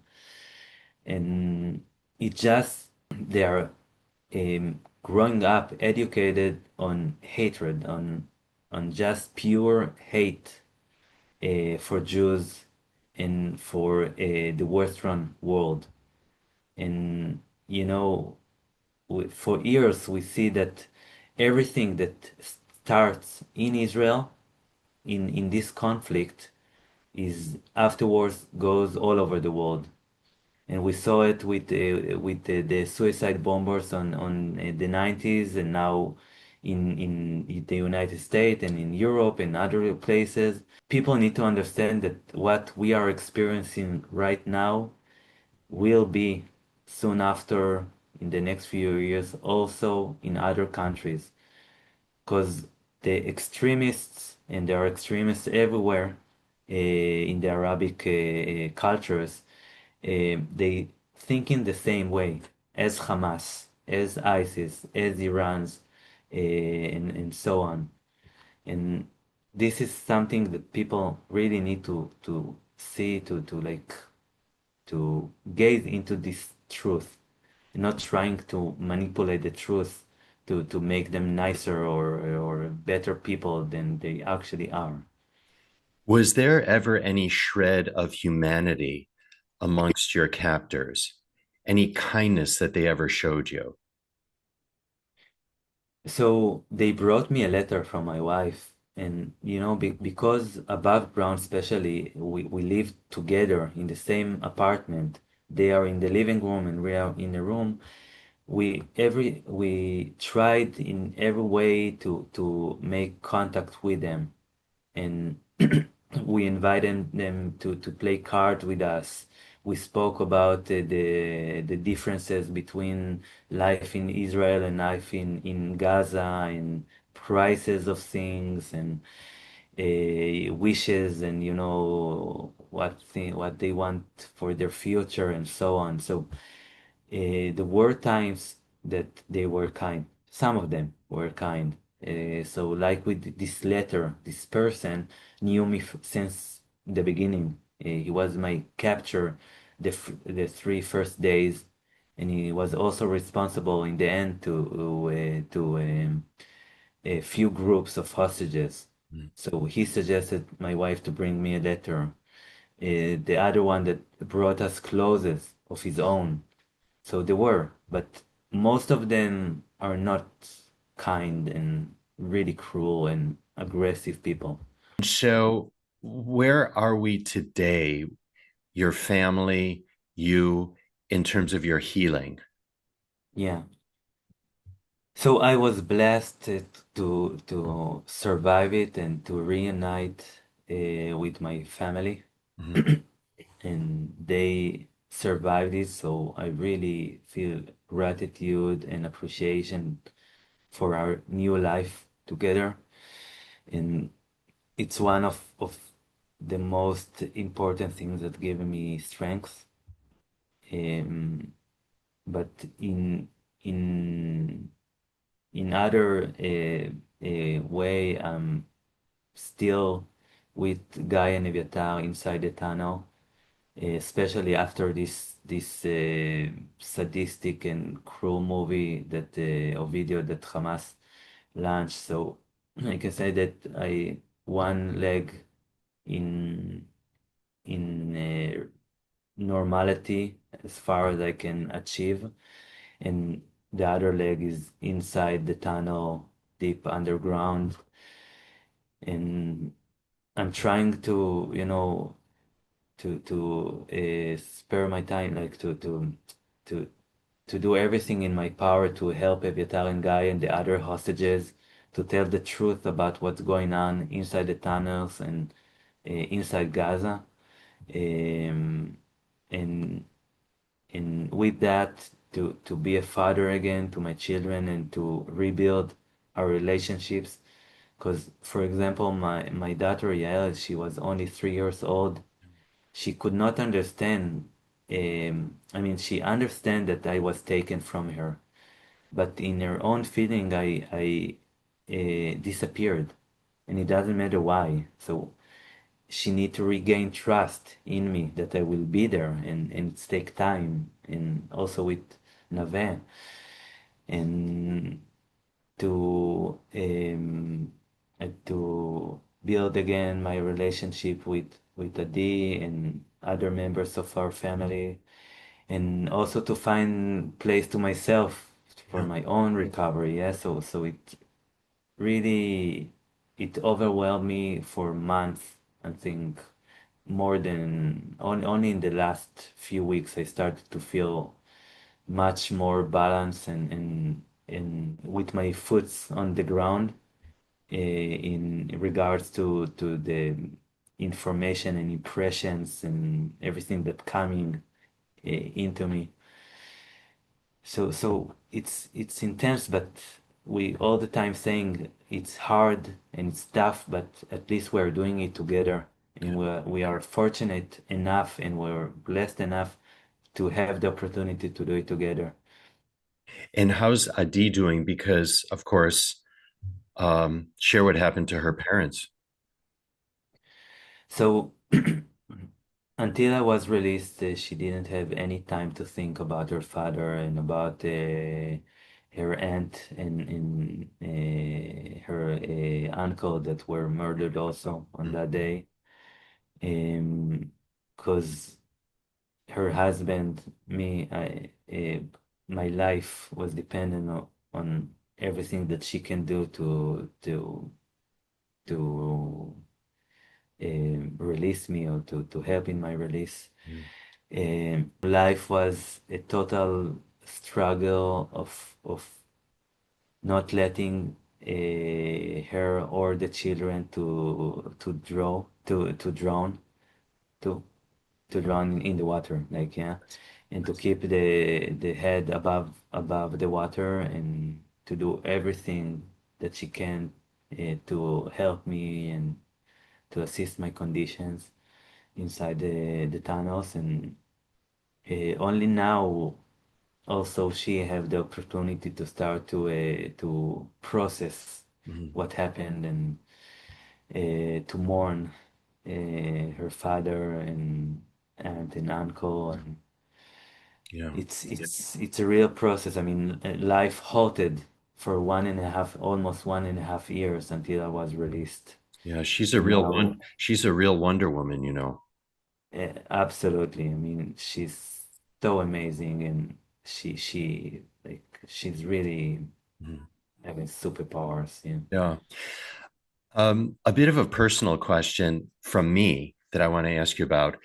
I know I'm not alone in feeling and thinking of the impact that October 7th happened on us because I was not there. Um, thank God I wasn't taken hostage. Yet it really impacted me in many ways to the point where I couldn't listen to music for months, in probably for about a year or so. Yeah. And if it was, and then once I started, it was sort of very calming kind of music, a calming sound before I could make it to something that was maybe a little bit more upbeat. Is someone like me that loves to travel, and I have traveled since October 7th, there's been a great sense of guilt, of Yeah. enjoyment of life, or trying to be as normal as possible. And so I'm just wondering if you can talk a little bit about that, of how do you advise people to move on with their lives, uh, Yeah. and to try and manage that emotion of guilt, because we Jews, we are am echad guf echad, we are one Yeah. people and we are one body. And so when a Jew in one part of the world is hurting, a Jew in the other part of the world feels it. And Yeah, I think you know that we all were with you. You might not have known that when you were in the tunnels, but yeah. did you know that in the tunnels, by the way? No. Yeah, but we were all with you all. And so I'm wondering if you can address that a bit and share your thoughts about that, because it's still something that I'm struggling with. Yeah. So first, for me, and I know also for Adi and other hostages, the fact that people all around the world, and especially in the Jewish communities, are with us Mhm, and prayed for us and did everything that they could to help.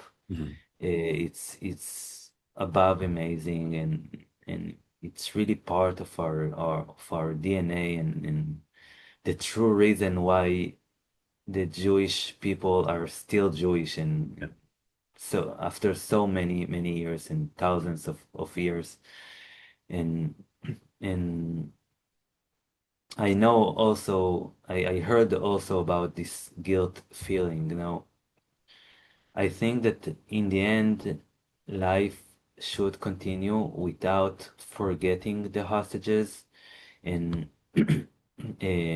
still, I mean, people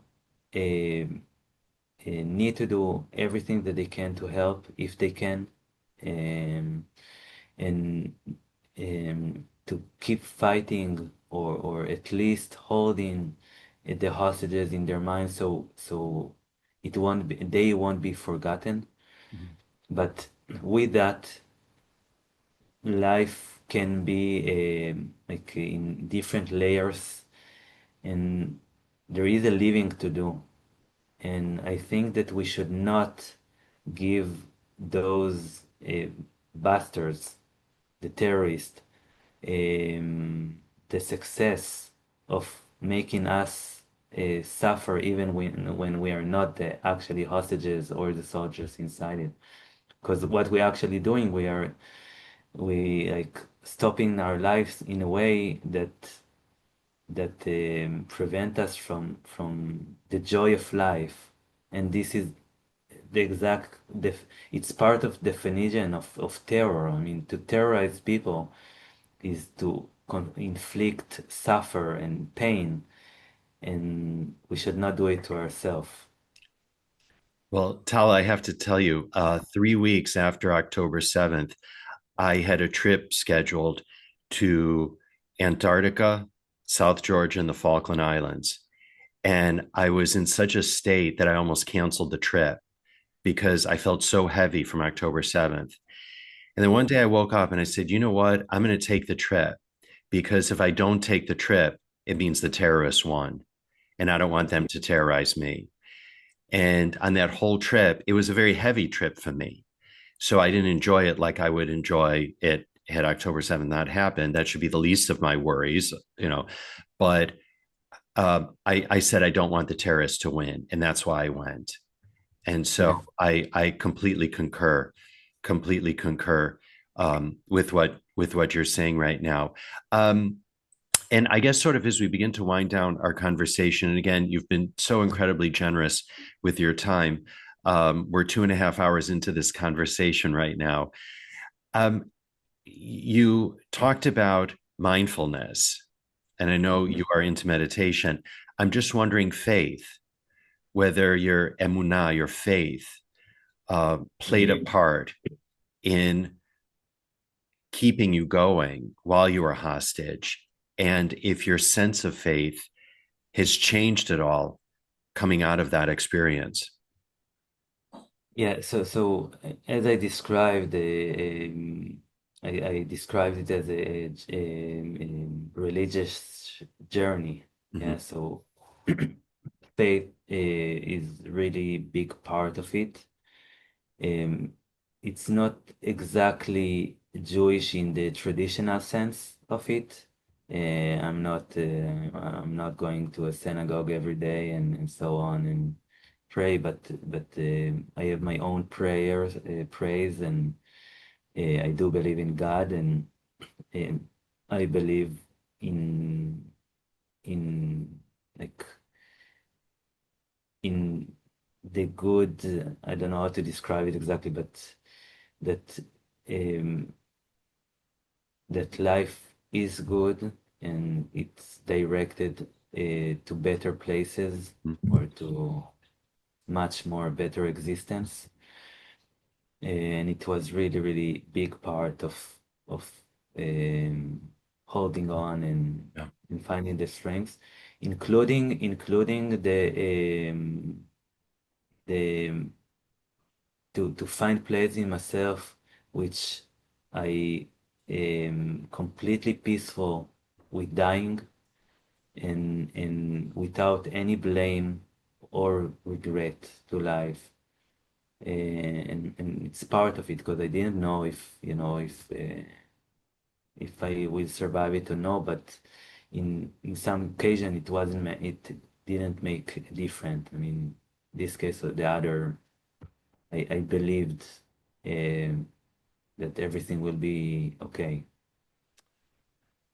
And on that note, I think we're going to leave it right there. Tal Shoham, I don't even know what to say to you other than you have been so inspiring in your story. And I'm certainly taking away a lot from this conversation. And I know our dear listeners will as well. And I want to thank you. And I'm actually not going to close now because I do want to ask you one other thing that sort of popped into my Yeah. head right now. Um, we, when we live our daily lives, we get upset by nonsensical things that at the end of the day don't matter. Oh, this one said this, that one said that. They're out of whatever at the grocery store and I really needed it. Um, do you have a message for people uh, how to live their lives after coming out of an experience like you've come out of, like to try and put things into perspective? Yeah, I heard about it many times before that people that had extreme um, life experience like a car accidents, a heart attack, or a cancer, or so on, um, received or got the opportunity to change their perspective about life and about what matters. And I actually I saw a video, a TED talk a few years ago of a monk in somewhere in the East, and he said, think to yourself that this is your last days in your life, okay?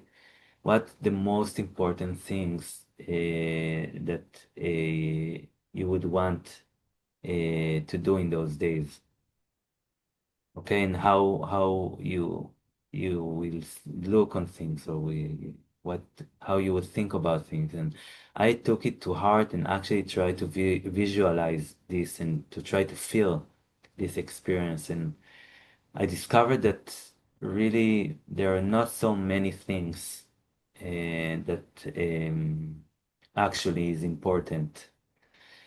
And I hope that nobody will be taken hostage to go through this experience, but um, this perspective thing can be changed, or people can change it just by going through it and appreciate life and want and if they won't take things as granted, because Mhm. suddenly they won't be, and then it's too late. So